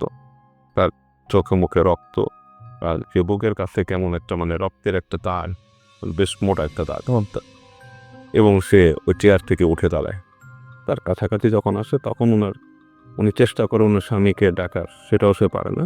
এবং যখন লোকটা খুব কাছে আসে তখন তিনি জ্ঞান হারান। তো এই ইনসিডেন্টটা হওয়ার পরে উনি পরদিন যখন ঘুম ভাঙে উনি তখন বুঝতে পারে ওনার জ্ঞান হারানো ঘুমিয়ে পড়ে ঘুমের মধ্যেই। তো ওনার যখন ঘুম ভাঙে তখন সে বুঝতে পারে যে এটা তো একটা কিছু একটা আমার বলা দরকার, আমি কি করব। তখন তার সে এক ফ্রেন্ড আছে যে নিজেও এরকম লাইক সাইকিক রিডিং করে, তার সাথে যোগাযোগ করে এবং তার বান্ধবী তাকে পরামর্শ দেয় যে আসো আমরা ওইডি বোর্ড নিয়ে আমরা বসে যদি ও মাই গড, একটা এমনি করেছে, এরপরে আবার আরেকটা করা। তো এখন তার বান্ধবীর বুদ্ধিতে তিনি রাত্রেবেলা ওনারা এরকম একটা রাতে ওনারা দুজনে আউইটি বোর্ড নিয়ে বসেন এবং বসার পরে ওনারা অনেকক্ষণ চেষ্টা করে, প্রথমে দেখছে কোনো রেসপন্স নাই এবং অনেকক্ষণ পরে একটা দুর্বল রেসপন্স তারা পায় এবং রেসপন্স পাওয়ার পরে ওরা চেষ্টা করে যে কার সাথে কথা বলতেছেন। তো তখন দেখে মানে রেসপন্সটা এরকম একটা যে ওইখানে 25 বছরের বয়সী কোনো মেয়ের আত্মা আছে।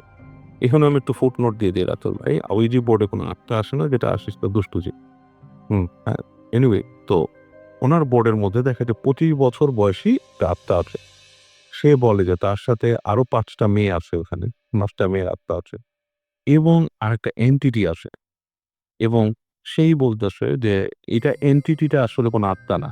আচ্ছা, যে এন্টিটিটা আসে সেটা একটা ডিমন বা আমরা যদি বলি জিন, সে আছে। তো ওনারা ট্রাই করে যে আমি এই ডিমনটার সাথে কথা বলতে চাই। এবং ওই আত্মা অনেক বার্গেনিং হয় তাদের মধ্যে। একটা পর্যায়ে তারা ওই ডিমনের সাথে তাকে কথা বলার জন্য একটা কানেক্টিভিটি তৈরি করে দেয়। আচ্ছা, তো ডিমনটার সাথে অনেক কথাবার্তার মাধ্যমে একসময় ডিমনটা তাদেরকে বলে, অ্যান্সার করে যে সে ওই বাসায় ওই ভদ্রলোকের মাধ্যমে এসছিল এবং এসছিল যেই কারণে যে এই মহিলা যে সাইকিক বা ম্যাজিক চর্চা করতো, ব্ল্যাক ম্যাজিকটা চর্চা করতো, সেটা ওই জিনটার খুব পছন্দের ছিল। আচ্ছা, এবং সে প্রায়ই চাইতো যে এই মহিলার সাথে কথা বলতে বা সামথিং। সো সে যেটা করে মানুষ হিসেবে ওই লোকের মাধ্যমে ওই বাসায় ঢুকছিল এবং জিনটা তখনও তার বাসার বাইরে থেকে সবসময় তাকে ফলো করতো। ওই লোকের মাধ্যমে তার বাসায় ঢুকে ওই কথা হয় এবং ওই যে লোকটাকে যখন নাকি মহিলা লাত কার্ডে রিডিং বলেছিল তখন লোকটা নাকি তার বাসার থেকে বের হয়ে যায়, যেতে প্রায় 10-12 কিলোমিটার যাওয়ার পরে একটা রাস্তার পাশে টাইমস কানাডা হাইওয়ের কাছে সে অ্যাক্সিডেন্ট করে, একটা অ্যাক্টিভিস্ট অ্যাক্সিডেন্ট করে মারা যায়। আচ্ছা, তো জিনটা ওখানে আর কিছুই করতে পারে না, জিনটা চলে যায়। বা জিনটা ওই মহিলাকে ছেড়ে যেতে চায় না, তাকে ডিস্টার্ব করতেই থাকে। তো সে বলে জিনটাকে যে মানে তোমাকে তো ছেড়ে যেতে হবে আমাকে, this is not the way that তুমি আমার সাথে থাকতে পারো, এরকম কিছু ব্যাপারে। তারপর জিনটার সাথে তারা একটা ইসে আসে, লাইক ডিলটা হচ্ছে এরকম যে ওখানকার যে ফরেস্ট আছে সেই ফরেস্টে যে 5টা ছাগলকে বলি দিবে এবং সেগুলোর মাথা গাছের সাথে ঝুলিয়ে রেখে আসবে এবং এটার জন্য তাকে রিচুয়াল করতে হবে। তো সেই মহিলা এবং তাকে একা একাই করতে হবে। তো মহিলা সেখানে ওই ফরেস্টে যায় এরকম 5টা ছাগল নিয়ে এবং সে নিচে ওগুলোকে বলি দেয়, বলি দিয়ে এবং ওই 5টার মাথা সে গাছের বিভিন্ন জায়গায় ঝুলিয়ে দিয়ে আসে ও তার মতো রিচুয়াল প্ল্যান করে এবং এভাবেই সে নাকি জিনটার থেকে মুক্তি পায়। সো এইভাবে করে মহিলাটার এই কাহিনীটা সমাপ্তি হয়। এতে নাকি ওখানে অনেক পরিচিত ঘটনা আছে, অনেকে নাকি জানে এবং ও আমাকে ওই কার্ডের সেটটা ছবি দিয়েছে। ও নাকি কার্ড সেটটা কিনেছে আমহাও নিলামে বা সামথিং এবং কার্ডের সেটটার ছবিও সে আমাকে দিয়েছে এবং যেই জঙ্গলে সেটা করেছে সেটারও সে ছবি একটা ম্যাপ দিয়েছে আমাকে, গুগল ম্যাপ। এই ছিল স্টোরিটা। অনেক সাহসীও নেই ওনার তো, মানে এটা তো ও মাই গড। যে আমি আপনাকে দেখাবো ছবিগুলো আর তোমাদের। থ্যাংক ইউ সো মাচ, আপনাকে অনেক ধন্যবাদ বাবু ভাই। আসলে ভাই আজকে যে ঘটনাটা আমি শেয়ার করব, আমি গত কয়েকটা এপিসোডে টানা 2টা এপিসোডে আমি খুলনার 2টো স্টোরি শেয়ার করেছিলাম। তো আমি লাস্ট খুলনা থেকে ক্লাস নিয়ে আসলাম আর কি। তো ওখান থেকে আমি খুব ভালো, ভালো 2টো স্টোরি পেয়েছি। আমি চিন্তা করেছি যে এবার আমি এই 2টো স্টোরি এবারের এপিসোডেও আমি ইনশাল্লাহ বলার চেষ্টা করব। তো আসলে ভাই স্টোরি 2টো কালেক্ট করার জন্য সবচেয়ে বেশি যে হেল্প করেছিল উনি হচ্ছে গত 2টো স্টোরি যারা এই 2 জন হেল্প করেছিল, রূপম এবং সৈকত। এই 2 জনকে স্পেশালি থ্যাঙ্কস। তো ভাই ফার্স্ট স্টোরিতে চলে যাই। সঙ্গত কারণে আমি যার সাথে ঘটনাটি ঘটেছিল তার নাম এবং স্থানটা আমি বলতে পারছি না। এজন্য আমি আন্তরিকভাবে ক্ষমা প্রার্থী। কারণ এই নাম না প্রকাশ করার শর্তে এবং স্থানের নাম না প্রকাশ করার শর্তেই আমি এই স্টোরিটা মানে বলার অনুমতি পেয়েছি। তো ঘটনাটি ছিল রসুল ভাই 2015 সালে। যে ভাইয়ের সাথে ঘটনাটি ঘটেছিল, তো উনি একদিন কোনো একটি কারণে পারিবারিক এবং একটা ব্যবসায়িক কারণে উনি এক জায়গায় যাচ্ছিলেন। মানে জায়গাটার নামও বলছি না। উনি যাচ্ছিলেন কিন্তু হঠাৎ করে রাস্তায় মানে মোড় ঘোরার সময় উনি একটি মিনি বাস এবং একটি অটোরিকশা টাইপের একটি গাড়ির সঙ্গে মানে একটু মানে চাপার মধ্যে পড়ে যান এবং বেশ খুব মানে আহত হন উনি। ওনার মাথায় আঘাত লাগে, শরীরের বিভিন্ন মানে অংশে আঘাত লাগে এবং আঘাত লাগার পর স্থানীয় যারা ওনাকে গুরুতর আহত অবস্থায় উদ্ধার করে তার দ্রুত একটি রিনাউন্ড একটা হসপিটালে তাকে মানে হসপিটালাইজড করেন এবং তাকে জরুরি বিভাগে নিয়ে যান। তো জরুরি বিভাগে যিনি ডাক্তার ছিলেন, তো উনি ওনাকে পরীক্ষা নিরীক্ষা করে তাকে মৃত ঘোষণা করেন। যেহেতু একটা জায়গা থেকে ওনাকে উদ্ধার হয়েছে, ওনার সাথে অন্য কেউ ছিল না এবং ওনাকে আইডেন্টিফাই করার মতো ওই ধরনের কোনো কাগজপত্র ওনার সাথে ছিল না। সেই কারণে চিন্তা করা হলো যে ওনার পরিবারকে তো খবরটা জানাতে হবে। তো যেহেতু লোকালি জিনিসটা ঘটেছে, ওনার পরিবার হয়তোবা এখানে আশেপাশে কোনো একটা এলাকায় থাকেন আর কি, উনি হয়তোবা বাইরের কেউ নন। এরকম চিন্তা করলো আচ্ছা ঠিক আছে, একে বেওয়ারিশ হিসাবে ঘোষণা করার দরকার নেই, আমরা একটু খোঁজ লাগাই যে এর পরিবারটা কোথায় থাকে। তখন মৃত্যুতে ওনার শরীরটা মোটামুটি যেখানে যেখানে ক্ষত হয়েছিল সেগুলো ব্যান্ডেজ পেঁচিয়ে তাকে হসপিটালে মর্গে পাঠিয়ে দেওয়া হয়। এবং মর্গ বলতে সাধারণত হসপিটালে 2 ধরনের মর্গ থাকে। একটা টেম্পোরারি মর্গ, যেটা সাধারণ ইনস্ট্যান্ট যে লাশগুলো রাখা হয়, পরবর্তীতে যদি দেরি হয় এই লাশগুলো মেইন যে মর্গটা থাকে মানে বড় মর্গ যেটা দেখলে একটা ফরমালিন দিয়ে রাখতে হয়, আবার ফ্রোজেন রুম টু মাত্র সেখানে পাঠিয়ে দেওয়া হয় আর কি ওনার। তো যেহেতু না জানি না, আমি আন্দাজ করে বললাম না এরকম ভাইরাস। তো ওখানে নিয়ে যাওয়া হয় ওনাকে। এখন যেহেতু উনি মানে ঘন্টাখানেক আগে মারা গিয়েছেন, তো চিন্তা করা হলো যে দেখি যদি কালকে সকালের মধ্যে যদি লাশের খবর না আসে, তখন আমরা তাকে ফ্রোজেন যেটা মানে বক্স আছে ওই বক্সের মধ্যে ডেড বডিটা ঢুকিয়ে দেবো। আপাতত বাইরে যেটা অন্যান্য লাশ যেখানে রাখা আছে হিমঘরে সেখানেই থাক। তারা ওই চিন্তা করে স্ট্রেচারের উপরে অনেক লাশের সাথে ওনার লাশটাও রেখে দরজা বাইরে থেকে দরজা লক করে সবাই চলে যায়। অদ্ভুত ব্যাপার। গভীর রাত আনুমানিক কয়টা উনি হয়তো আন্দাজ করেছেন, রাত 1টা-2টা হতে পারে। তো হঠাৎ ওনার আল্লাহ অশিষ্ট মধ্যে পালস ফিরে আসে। এটা খুবই অদ্ভুত। ওনার পালস ফিরে আসে এবং উনি আসলে পুরোহিত মানে বুঝতেই পারেন না আসলে উনি কোথায় আছেন। উনি চিন্তা করছিলেন যে উনি চোখে কিছুই দেখছেন না, হয়তো উনি ওনার দৃষ্টিশক্তি হারিয়েছেন অ্যাক্সিডেন্টে, এরকমটা মনে করছিলেন প্রথমে।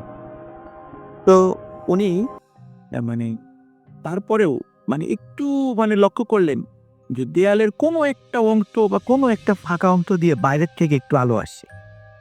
তখন উনি চিন্তা করেন না উনি ওনার আইসাইটটা হারান নাই, মানে উনি দৃষ্টিশক্তি হারান নাই। উনি দেখতে পাচ্ছেন, কিন্তু ঘরটা অন্ধকার। এখন আসলে ভাই ওখানে ওই ঘরে কিন্তু মাইনাসের নিচে তাপমাত্রা, কারণ ডেড বডিগুলো যাতে পোষে না, না মাইনাসের নিচে তাপমাত্রাটা। তো দেখা যাচ্ছে যে ওনার প্রচণ্ড শীত করছে। এখন উনি চিন্তা করছে প্রচণ্ড শীত করতে এখন কী করি। উনি হাত দিয়ে দেখলেন না শরীরে ব্যান্ডেজ পেঁচানো, ওনার দেহের উপরে একটি কাপড় রাখা, তো সেই কাপড়টাও তো খুব পাতলা কাপড়, যারা হসপিটালে গিয়েছেন দেখেন বেশ পাতলা কাপড় ওটা থাকে শরীরের উপরে। তখন উনি ওই পাগলের মতো উনি রুমের মধ্যে ওনার শরীরের সাথে জড়ানোর জন্য অন্য কোনো কাপড় পাওয়া যায় কিনা খুঁজছিলেন, কারণ এত ঠান্ডা লাগছে ওনার। উনি আসলে ভাই যখন আশেপাশে হাত দিচ্ছিলেন তখন দেখলেন যে মানুষের মতোই যেন অনেকে শুয়ে আছে, তো তাদের শরীরের উপরেও প্রত্যেকের শরীরের উপরে কাপড় আছে। উনি এই অন্ধকারের ভিতরে হাঁটতে হাঁটতে এই কাপড়গুলো এক একটা করে সংগ্রহ করছিলেন। সংগ্রহ করে উনি শরীরে পেঁচিয়ে ঠান্ডায় ঠকঠক করে কাঁপছিলেন, এবং উনি বুঝতে পারছিলেন না এই মুহূর্তে ওনার কি করা উচিত। আসলে উনি যে কোথায় তখন উনি বুঝতে পারছিলেন না।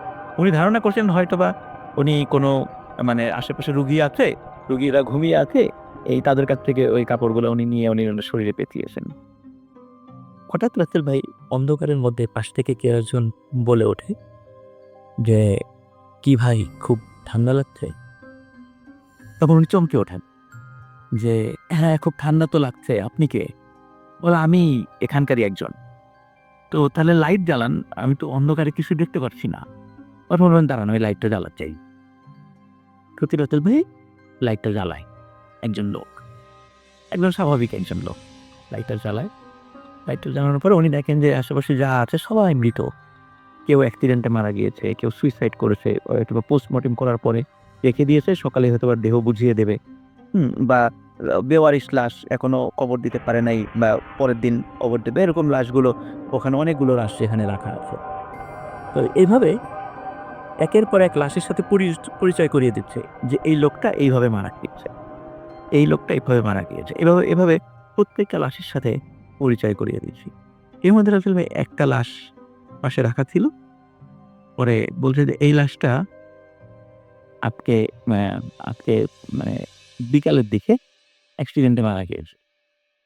তখন অন্যান্য লাশগুলোর যেগুলো কাপড় দিয়ে ঢাকা ছিল, উনি তো কিছু কাপড় নিজের শরীরে পেঁচিয়েছে, যেগুলো ঢাকা ছিল প্রত্যেকটা লাশের উপর থেকে কাপড়টা সরিয়ে দেখছিলেন যে কার লাশ কি উনি দেখছিলেন, কিন্তু ওই লাশের উপর থেকে ওই ব্যক্তি কাপড়টা সরাচ্ছিল না। তখন উনি নিজেই আগ্রহী হয়ে ওই কাপড়টা সরানোর পরে বলছে যে দেখে যে লাশটি শোয়ানো এটা আসলে ওনারই লাশ। তো এটা দেখে উনি এতটা ভয় পান যে উনি আর ওনার সেন্স রাখতে পারেননি। উনি সাথে সাথে সেন্সলেস হয়ে পড়ে যান ওখানে।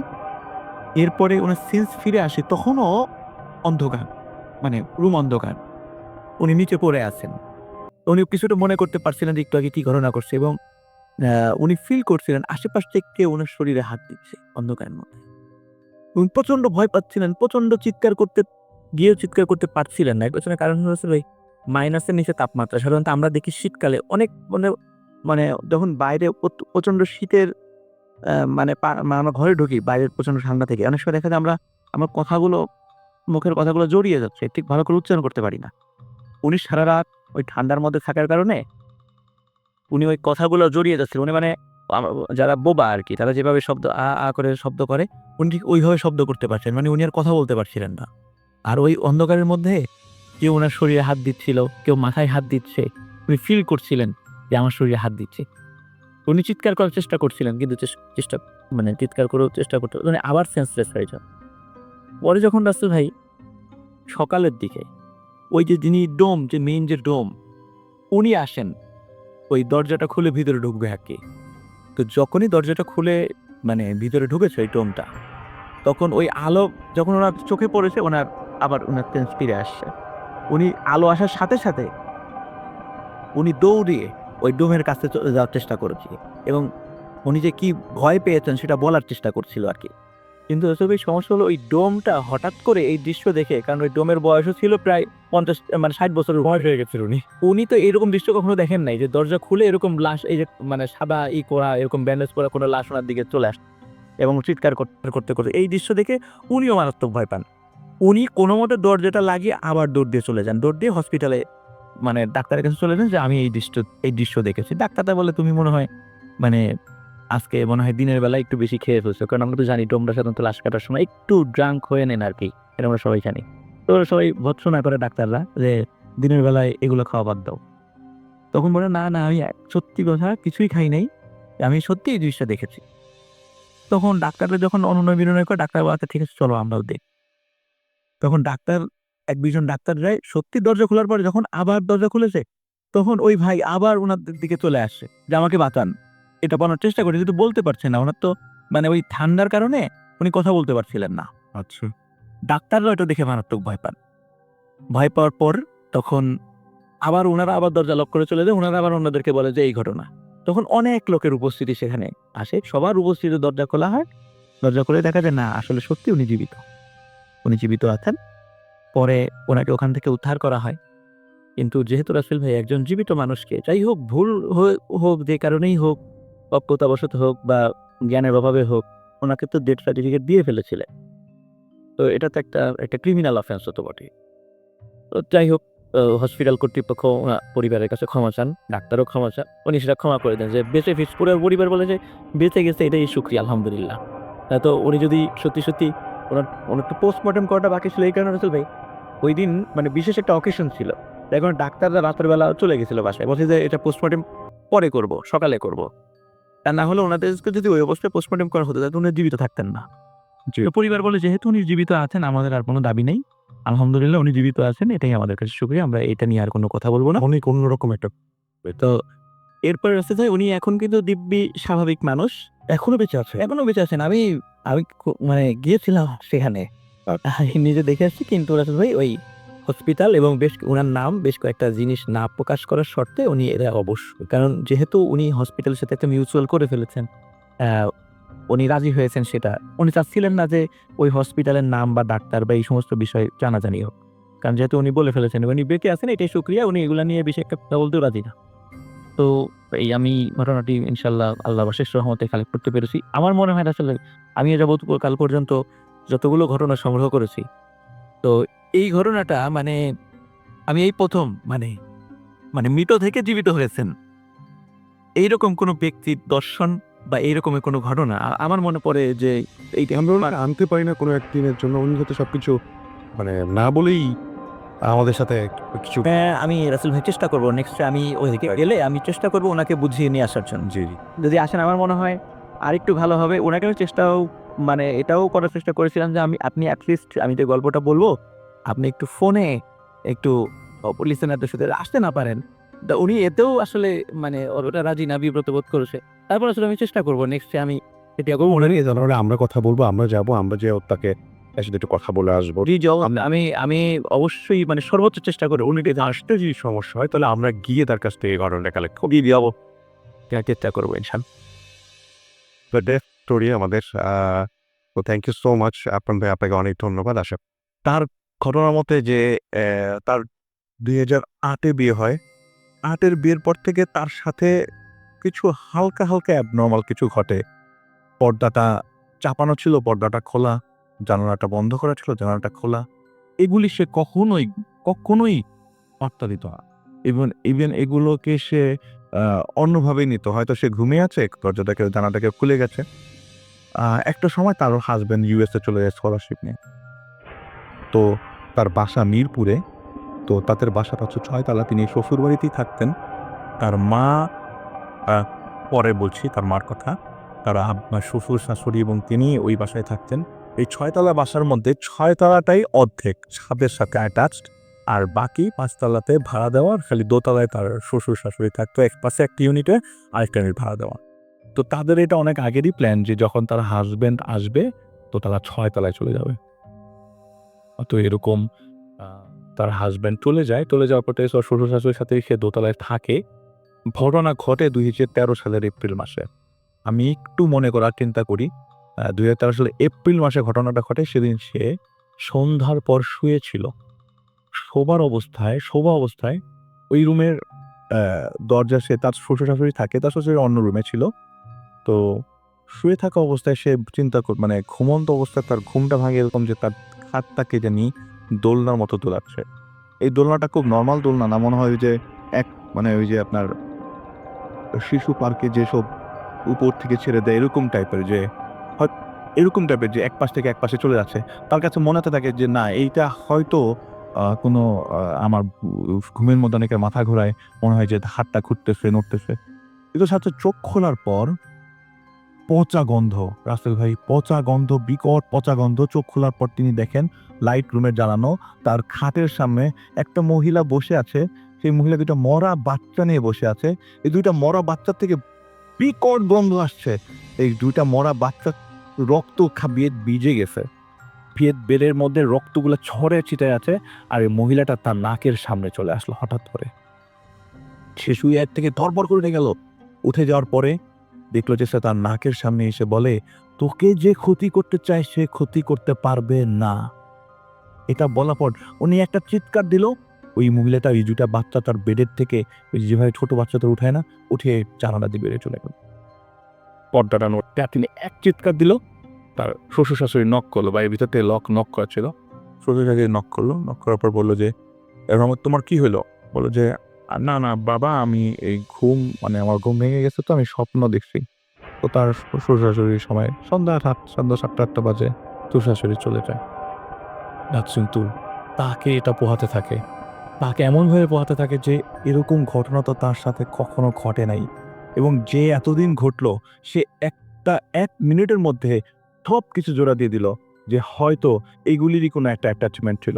জানালাটা খোলা, জানালাটা বন্ধ ছিল, জানালাটা খুলে গেল, পর্দার আড়াল থেকে সেই জিনিসটা চলে গেল। এই পটকা গন্ধটা এসে গেল, গন্ধটা রুমের মধ্যে একদম বিকট। 2-3 দিনের মধ্যে ঠিক হয়ে গেল। এপ্রিল শেষ করে মে মাস আসলো। মে মাসে তার হাজবেন্ড বাংলাদেশে আসার পরে এর মধ্যে হাজবেন্ড আসার সাথে সাথে খুব ধরনের ঝামেলা যে শুরু হয়ে গেছে তা না। হাজবেন্ড আসার পর তারা ডিসাইড করলো যে তারা 6 তলায় চলে যাবে। 6 তলায় তারা চলে গেল। 6 তলায় চলে যাওয়ার পরে এইটা হচ্ছে স্পেসিফিক যেদিন সে ফিল করে যে না, শি ইজ ইন ডেঞ্জার। এটা তার হাজবেন্ড বাংলাদেশে একটা ঢাকা শহরে একটা হসপিটালে চাকরি করে। তার হাজবেন্ড আসলে হেলথ নিয়ে পড়াশোনা করতে ইউএসএ গেছিল। He is not a doctor, but health নিয়ে পড়াশোনা করতে গিয়েছিল। বাংলাদেশে আসার পরে তিনি একটা হেলথ সেক্টরের জবে ঢোকে এবং ইউএসএ তার ফ্রেন্ডের সাথে একটা বিজনেস কন্টিনিউ করার কারণে রাত্রেবেলা 10টা থেকে 3টা পর্যন্ত ইউএসএ টাইমের সাথে ম্যাচ করে সে ছোট বিজনেস করতো। সে তো 10টা থেকে 3টা পর্যন্ত তার হাজবেন্ড সজাগ থাকতো। তো সেদিন মে মাসের সেই দিনটার কথা তার মনে নাই, কিন্তু সেদিন হঠাৎ করে সে বলল যে হাজবেন্ডকে বললো যে তুমি কাজ করো, আমি ঘুমালাম। তার হাজবেন্ড তার পাশেই ল্যাপটপ নিয়ে বসে আছে। খুব সিম্পল রাসেল ভাই, এখানে কিছুই হওয়ার কথা না। হঠাৎ করে তার তন্দ্রার মতো আসলো। তন্দ্রার মতো আসা অবস্থায় সে বাম কাত হয়ে শুয়েছিল এবং তার চোখটা ছিল তাদের এন্ট্রান্সের দরজার দিকে, রুমের ঢোকার দরজার দিকে। তো ওই ছাদের ওই অর্ধেক পোর্শনটাতে তার সাথে কেউ থাকতো না। তার হাজবেন্ড আসে, রান্না বান্না হতো সব নিচতলায়, খাওয়া দাওয়া নিচতলাই হতো, দোতলাই হতো আর কি। জয়েন্ট ফ্যামিলি, কিন্তু আলাদা ফ্ল্যাট নিয়ে থাকতো সে আর তার হাজবেন্ড। হঠাৎ করে দেখলো ভাই রাসেল ভাই কিভাবে বলো যে এই গরিব মিসকিনরা যখন একটু বা ওই যে দুর্যোগপূর্ণ এলাকায় যখন ছোট অনেক মানুষ যদি একটা সিম্পল জিনিস দেখার পর যেরকম পাগল হয়ে যায়, এবং 4-5 জন লোক দরজার পাশ দিয়ে খাবলা খাবলি করছে ভেতরে ঢোকার জন্য। এমন সময় তিনি দেখে যে তিনি ক্ষুধার্ত মানুষের জন্য তাকে এরকম দরজা খুলতে পারছে না। দরজাটা একজন ধরে আছে। কে ধরে আছে রাফে ভাই দরজাটা? আপনার কি মনে হয় দরজাটা কে ধরে থাকতে পারে? সে কি দেখছে? দরজাটি কেউ একজন ধরে আছে, বাসার কেউ? সে নিজে ধরে আছে, সে শুয়ে দেখছে। সে নিজের ঘরে পাচ্ছে। হ্যাঁ, নিজের দরজা ধরে আছে, সে আটকে রাখছে দরজাটা। আর তার মা আমার এক্সপেক্ট করিনি আসলে। তার মা বাথরুমের দরজা খুলে বললো, তুই কিচ্ছু শুনিস না, তুই খালি আয়াতুল কুরসি পড়, তুই কিচ্ছু শুনিস না। আমি খুব এক্সাইটেড হয়ে যাচ্ছি রাতুল ভাই বলতে, যে কারণ আমি ঘটনাগুলো শুনেছি ওরকম ভাবেই। তুই কিচ্ছু না, তুই খালি আয়াতুল কুরসি আর সূরা নাস পড়, তুই ভালো হয়ে যাবি, তুই পড়তে থাক। তিনি তন্দ্র অবস্থায় জোরে জোরে সূরা আয়াতুল কুরসি এবং আয়াতুল কুরসি এবং সূরা নাস পড়ার সাথে সাথে তার হাজবেন্ড বলল, তোমার কি হয়েছে? তোমার কি হয়েছে? উনি ধরপড় করে উঠে যায়। বলে যে না আমার কিছু হয় নাই, কিন্তু আমি এরকম দেখলাম। বলে তুমি স্বপ্ন দেখছো, তুমি শো তো। 5 মিনিট পরে ওই জিনিসটা দরজা খুলে আর আটকাতে পারলো না সে। আমি চোখ বন্ধ করলাম, ওই লোকটা, যে লোকটা ঢোকার জন্য সবচেয়ে বেশি, মানে 4-5 জন ছিল, সবচেয়ে বেশি যে ঢুকতে চেয়েছে সে হঠাৎ করে এসে আমার গলা ধরে চেপে ধরে বসলো। আমার গলাটাতে আমি গলার মধ্যে হাত ছড়ানোর চেষ্টা করছি। আমার হাসব্যান্ড বারবার আমাকে ধাক্কাচ্ছে, কিন্তু আমি কিচ্ছু দেখছি না। বা হাসব্যান্ড বলল হয়তো তোমাকে অ্যালার্জি বা ব্লক হয়ে গেছে, যেটা বোবায় ধরলে হয়। তুমি দোয়া পড়ে ফু দিয়ে ঘুমাও। কিচ্ছু না। ওই সময় আর আমার হাসব্যান্ড আমার মাথার মধ্যে হাত রাখার কারণে আমি সাইকোলজিক্যালি উনি রিলিফ পায়। উনি ফজরের ওয়াক্তে উঠে। তখন 12টা বাজতো ওই সময়টার ঘটনাটা। ফজরের ওয়াক্তে যখন তিনি টুথ ব্রাশিং করেন, ওযুর পরে টুথব্রাশ করছে, এমন সময় গলার মধ্যে দেখে যে 5 আঙ্গুলের ছাপে গলাটা লাল হয়ে আছে যে জায়গাটা ধরেছিল। এইটা তার শ্বশুর-শাশুড়িকে জানায়। শ্বশুর-শাশুড়ি ইগনোর করে। বলে যে, "তুমি দেখা যায় যে হাত দিয়ে ধরে রাখছিলা। মনে হয় ঘুমের মধ্যে তোমার কাছে মনে হচ্ছে যে এটা।" কিন্তু ওনার হাসব্যান্ড বলছে, "না, তুমি ধরো নাই।" কিন্তু ওনার হাসব্যান্ড যখন এই ঘটনাটা বলে, উনি বলে যে এটা দেখেছে উনি, ওনার হাসব্যান্ডের টুকটাক শুনে অফিসে চলে যায়। 1 মাস পর্যন্ত রাসেল ভাই ওই জায়গাটা লাল হয়েছিল। শেষের দিকে জায়গাটা কালো হতে থাকে, আস্তে, আস্তে কটকটা কালো হতে থাকে। এমন সময় সে না পেরে তার বাবাকে জানায়। তার বাবা চুপ করে ফোনটা রেখে দেয়। একটা টু রিপ্লাই যায় না। ঠিক 3 দিন পর তিনি আসরের নামাজ পড়ার পরে দেখে, কিরে দাগটা নাই কেন? নাই। হঠাৎ করে দাগটা গন। তিনি খুব অবাক হয়ে যায়। তিনি তার বাবাকে ফোন দেয়, তার বাবাকে ফোনে পায় না। ওইদিন হঠাৎ করে কোইন্সিডেন্টলি তার ফুপ্পি তাকে ফোন দেয়। তো ফুপ্পিকে ফুপ্পি বলে যে, "কি ব্যাপার, তোর গলাটা কেসে?" তিনি বলে, তুমি কেমনে জানলা?" বলে যে, "ভাই বলতেছিল তোর গলার মধ্যে দাগ। তা আমি তাকে একটা অ্যাড্রেস দিয়েছিলাম, আমাদের পাশের বাসায় একজন বুজুর্গ ইমাম আছেন, তার কাছে যাওয়ার জন্য। ওই ইমাম 3 দিন সূরা ইউনিস খতম দেয়। কি একটা ওয়েতে খতম দেয়। দেওয়ার পরের থেকেই তার এই দাগটা নাই।" আস্তে, আস্তে তিনি জিনিসগুলা ফিল করতে থাকে যে না, এখন আমার সাথে যা ঘটছে তার কোনোভাবেই আমি অ্যাকসেপ্ট করতে পারছি না। হঠাৎ করে তিনি কনফিউজ করেন। আচ্ছা, তবে নতুন একটা হলো। নতুন দিকে টার্ন নিচ্ছে আস্তে, আস্তে রাসেল ভাই। এই কনসিভ করা অবস্থায়, কনসিভ করার যখন নিউজটা তিনি পেলেন, তার 10 দিনের মাথায় তিনি সন্ধ্যা 7টার দিকে ঘুমোচ্ছেন। ঘুমানো অবস্থায় রাসেল ভাই, আমি আসলে এই জিনিসটা একটু পরে বলি। আমি আরেকটা মাঝখান দিয়ে যার আর কিছু ইনফরমেশন দেই, এইটা একটু পরে বলি। এই ঘটনা ঘটার পর থেকে, গলায় দাগের পর থেকে কিছু জিনিস তার কাছে খুব ভালোভাবে দেখতে থাকে। One of the main thing is ঝাবের টবগুলা কে জানি টানে রাতের বেলা। আচ্ছা। তার আবার গাছপালার খুব শখ। শ্বশুরের সাথে গাছ লালন পালন করে। বোনসাই আছে তার বাসায়, বিভিন্ন ধরনের গাছ। আমার তো অনেক শখ, অনেক বড়। এটা তো মেইনটেইন করা অনেক কঠিন। তার বুটিক্স আছে। She is a very good woman এবং সে সেলফ ডিপেন্ডেন্ট। তো তার বুটিক খুব ভালো চলতো। এই গলায় চাপ দেওয়ার পর থেকে তার বুটিক ফল ডাউন করা শুরু করলো। She has to close it down. আচ্ছা, সে বন্ধ করে দিল। বুটিক শপটা বন্ধ করে দিল। ইনকাম জিরো হয়ে গেল। এবং ছাদের মধ্যে এই যে টপ সরানোর শব্দ, বিকট শব্দ, যে বড় বড় ড্রামগুলা সরাচ্ছে কে জানি। বড় ড্রাম আপনি আমি আমার আম পেয়ারা সপ্তম পেয়ারা আছে, আম এক্স্যাক্টলি বড় গাছগুলা যেখানে, এগুলি সরানো ইম্পসিবল। আসলে সময় নিচ্ছি না তো। না, একদমই না। এগুলি সরানোর শব্দ এবং এত বিকট শব্দ, নিচ থেকে ভাড়াটিয়া পর্যন্ত আমাকে এসে কমপ্লেন করলো। তো আমিও কম না। সে বলছে আমিও কম না। আমি জিজ্ঞেস করলাম, রাত্রেবেলা আপনাদের বাসায় ফার্নিচার নাড়ায় কে? বলে যে আমাদের বাসাতে কোনো ফার্নিচার নড়ে না, আমরা তো রাত্রে 11টা থেকে ঘুমাই যাই। তার মানে এই প্রবলেমগুলো দেখা দিল। আশেপাশে টপ, ফার্নিচার, হঠাৎ করে লাইট অফ হয়ে যাওয়া, তার ঘর থেকে টাকা হারিয়ে যাওয়া, তার বাসায় একটা বুয়া কাজ করতো। আমি যে কোন জায়গায় স্টপ ছিলাম ভাই, আমাকে একটু মনে করাই দিলে। হ্যাঁ, তার বাসায় একজন বুয়া কাজ করতো। সেই বুয়া প্রতিদিন সকাল 11টার দিকে আসতো। তো সে 11টার আগেই থেকে সকাল 7টার থেকেই এই ভাবি এই শব্দ পেত। কিন্তু বুয়াকে যখন জিজ্ঞেস করতো, এটা প্রথম দিকে, বুয়াকে যখন জিজ্ঞেস করতো কি ব্যাপার তুমি কি আমাকে ডাকছিলে, বলে না তো, আমি তো আসছি 11টার দিকে, আমি তো আপনাকে ডাকি নাই। পরে সে বলল যে না, এভাবে থাকা সম্ভব না, আমি সজাগ থাকতো, সে আর রেস্ট নিত না। সকালবেলা তার হাজবেন্ডকে বিদায় দেওয়ার পর আর রেস্টটা নিত না। তো বুয়া বাসায় আসার পরে সে একটু রেস্ট নিত। আমি দেখি ভালোই গুছিয়ে বলছি, আমি এত ভাই অনেক না অনেক আমি হচ্ছে আমরা ছিলাম কন্তিবের জায়গাটা, আমি একটু পরে আসি ভাই, হয়তো আরো পরে আসা। তো তার বুয়া বলতো যে আপনি বুয়াকে কাজ করতে দিয়ে সে ঘুমোতো, সে একটু রেস্ট নিত। তো বুয়া বলতো যে আপা আপনার বাসায় যতক্ষণ আমি থাকি আমার কাছে মনে হয় আমার পাশে কেউ আছে, আমার দিকে কেউ তাকিয়ে আছে, ও কঠোর দৃষ্টিতে তাকিয়ে আছে, মনে হয় যে আমি এখনই মরে যাব, এরকম চিন্তা হচ্ছে। তো বুয়ার ঘটনাকে আসলে পরে বলবো, আসি কনসিভের ঘটনা। এর মাঝে সে কনসিভ করে, কনসিভ করার ঠিক 10 দিন, খবর পাওয়ার 10 দিন পরে সে তো খুশি, তার হাজবেন্ড খুশি। এর আগে তারা সে কনসিভ করেননি, যেহেতু করেছেন। কনসিভ করার ঠিক 10 দিন পরে রাত্রে 8টার দিকে তার বুয়াটা চলে যায় বাসার থেকে, হাজবেন্ডও চলে এসছে, হাজবেন্ড ওয়াশরুমে।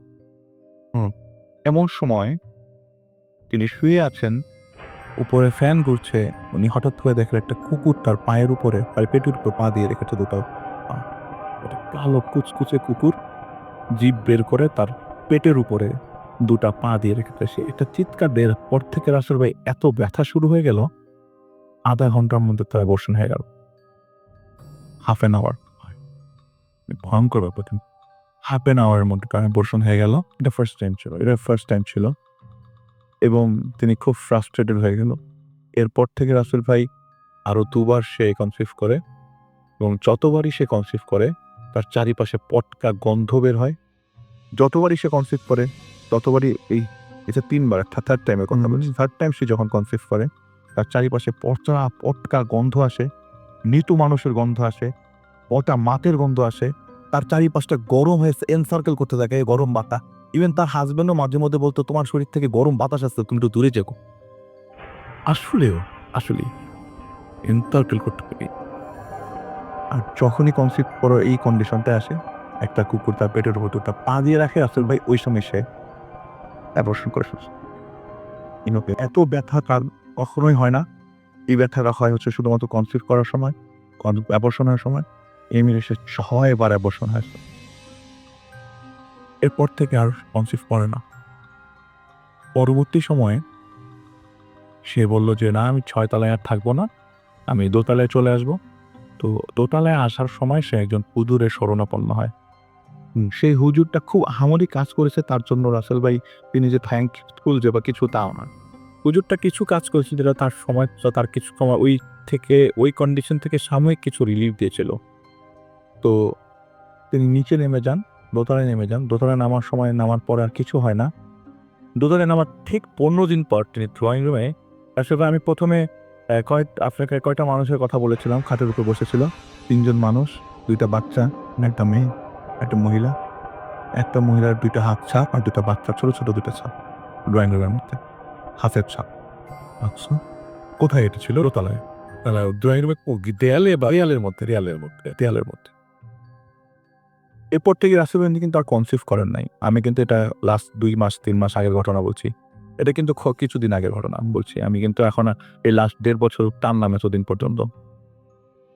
তিনি কি করলেন, আমাকে নক করলেন কিছুদিন আগে এই ঘটনাগুলো বলার জন্য। তো লাস্ট যে ইনসিডেন্টটা ঘটে সেটা একদমই মানে উল্টাপাল্টা বলতে পারলাম, আনএক্সপেক্টেড ঘটনা, একটু ডিফারেন্ট। খুব সিম্পল ঘটনা, আপনার কাছে ভয় লাগবে না, কিন্তু একটু বিরক্ত লাগবে। উনি ঈদ উপলক্ষে, রমজান ছিল কয়েকদিন আগে, রমজানে ঈদ উপলক্ষে একটা টেবিল অর্ডার দেয়। আচ্ছা, টেবিলটা গ্লাসের টেবিল আর কি। আর তো টেবিলের নিচের যে চাপড়টা উপরে উঠায় ফেলে, আর 4 জন মিলে, গ্লাসটা অনেক ভারী গ্লাস।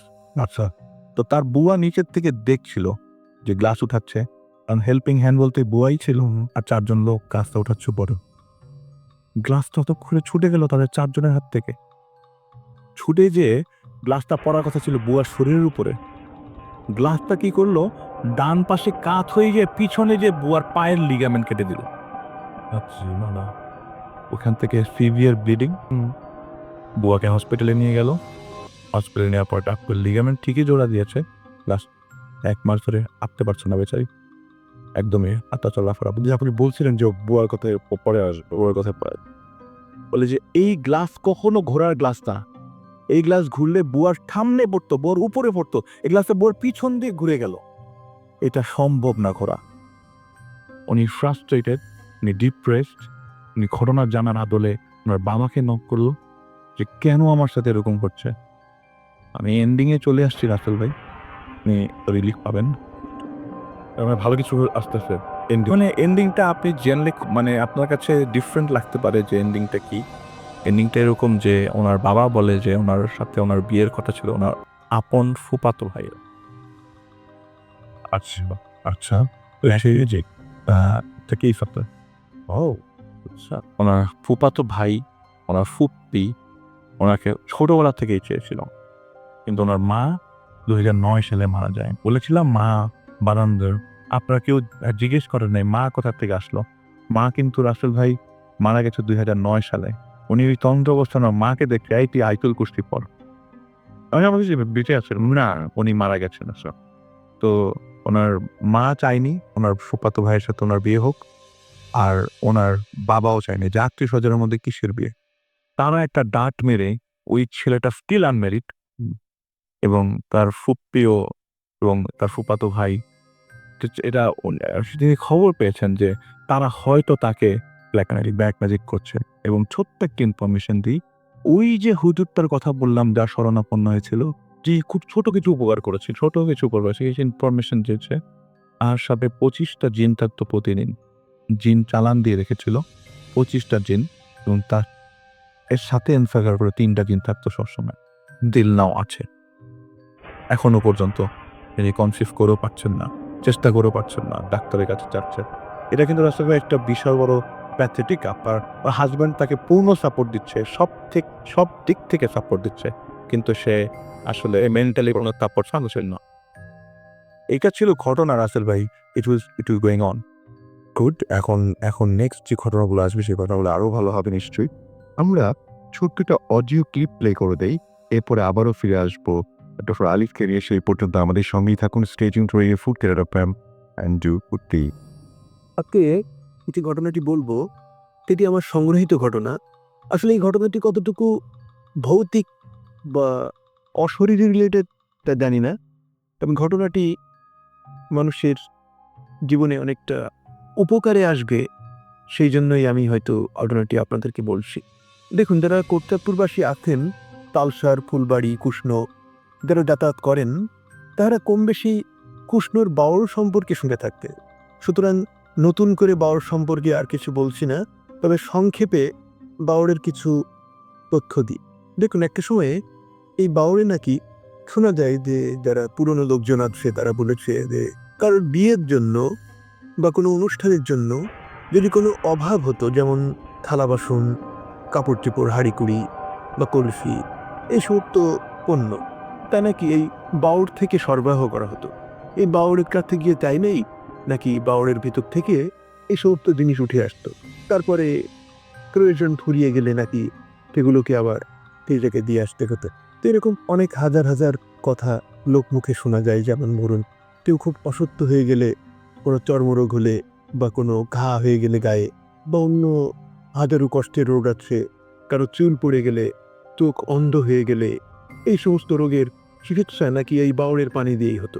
কেউ যদি নিয়ত করে 7 বার ডুব দিয়ে দিত বাউরে, নাকি সে সুস্থ হয়ে যেত এবং সম্পূর্ণ রোগটি আরোগ্য হতো। তো এরকম হাজারো কথা, হাজারো গল্প প্রবীণদের মুখ থেকে শোনা যায়। তবে আজকে যে ঘটনাটি বলবো এটি অদ্ভুত ঘটনা। যেমন অনেক কথাই তো শুনলেন, যারা এই গ্রামে আছেন বা যারা কুষ্ণ বাউর সম্পর্কে জানেন, তালসার কোটচাঁদপুরের ঠিক মাঝখানে ফুলবাড়ি গ্রাম, ফুলবাড়ি এবং কুষ্ণর মাঝখান দিয়ে যে বাউরটি বয়ে গেছে, অনেকে মামা ভাগ্নে বাউর বলে এখানে স্থানীয় ভাষায়। তো যাই হোক, ভারতের ব্যাঙ্গালোর ফেরত একটি খেদে, বয়স খুব বেশি নয়, একদম কম। তো ব্যাঙ্গালোর থেকে তাকে বলে দিয়েছিল সে এমন একটি কঠিন রোগে ভুগছিল, তার মৃত্যুর দিনক্ষণ তারা ওখান থেকে বলে দিয়েছিল যে আনুমানিক আপনি হয়তো 1 মাসের ভিতরেই মারা যাবেন। এইরকম একটি ছেলে, তার গ্রামেই বাড়ি, আমি নামটা বলবো না, তো সে মোটামুটি খুব ডিপ্রেশনে ভুগতে থাকে, আল্লাহর কাছে কাগজে মিনতি করে, জীবনের শেষ দিনগুলো সে কাটাতে থাকে। তো একদিন কোটচাঁদপুর থেকে সে বাড়িতে আসতে বেশ সন্ধ্যা হয়ে গেছে, বৃষ্টির কারণে বেরোতে পারিনি। বৃষ্টি পরবর্তী মুহূর্তে সে আসতে তো গেলায় যে ফুলবাড়ি যে মাজারটা আছে, দরগা চেনেন যারা, স্থানীয় যারা আছেন, তো দরগা পার হয়ে পরে একটা কালভার্ট আছে, যে বাধাল বাজার বা অনেকে বলেন বান্দাল বাজার, ঠিক এই ওখানে একটা কালভার্ট।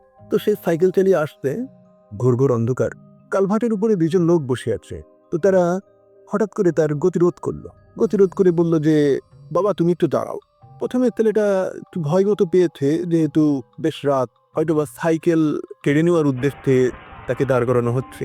তারপরে আবার চিন্তা করলো যে এই আমার ভাঙা সাইকেল, এ আর ই বা নেবে, আমি দাঁড়িয়ে যাই, শুনে যাই কথাটা। তারপরে সেই ছেলেটি দাঁড়ালো, দাঁড়ানোর পরে দুটি লোক তার ভিতর থেকে একটি উঠে এসে তাকে বলল, তুই তো অনেকদিন ধরে কষ্ট পাচ্ছিস, তা তুই আমাদের কাছে আসিস না কেন? আমাদের উপরে কি তোর কোনো ভরসা নেই? তোকে না মৃত্যুর দিনক্ষণ জানিয়ে দিয়েছে ডাক্তাররা, তুই তারপরেও একবার আমাদের কাছে আয়, দেখ আমরা তোকে কিছু দিতে পারি না। ওই কথাটি শুনে ছেলেটি একদম যেন আকাশ থেকে পড়লো, কারণ তার রোগের বিষয়টা তার সাথে যাবে অনেকে জানে হয়তো বা, তবে এইভাবে হয়তো পাবলিক না, এরা এদেরকে কখনো দেখিনি, এরা আমার ঘটনাটা জানলো কি করে? তো কৌতূহলবশত ছেলেটি জিজ্ঞাসা করলো, আপনারা কে, আপনাদের বাড়ি কোথায়? আমি তো আপনাকে ঠিক চিনলাম না। বললো, আমরা এখানেই থাকি, আমরা অনেক বছর ধরে এখানেই আছি।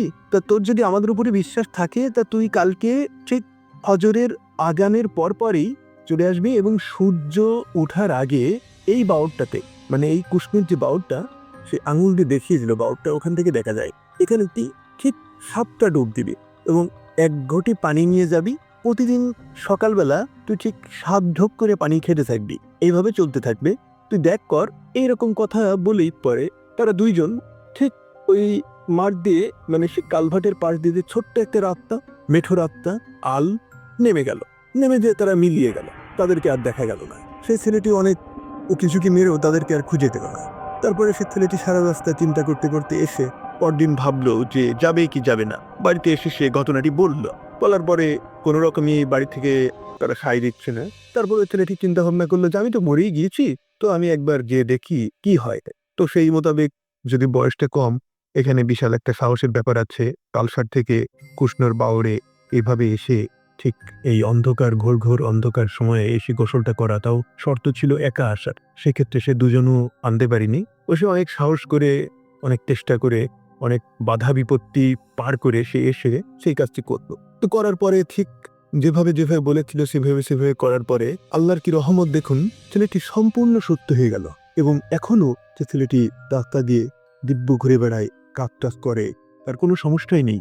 তাকে দেখে মনেও হয় না যে সে একজন মৃত্যু পথযাত্রী রোগী ছিল। তো এইরকম একটি অদ্ভুত ঘটনা ঘটেছে, যদিও ব্যাপারটা খুব একটা পাবলিক না, খুব কম লোকেই জানে, সেই সূত্রে আমি জেনেছি। তো এইরকম সুন্দর সুন্দর ঘটনা নাকি আরো ঘটেছে। তো এই উষ্ণর বাউরটা নাকি শোনা যায় যে অনেক কঠিন কঠিন রোগের আরোগ্য সাধন করেছে।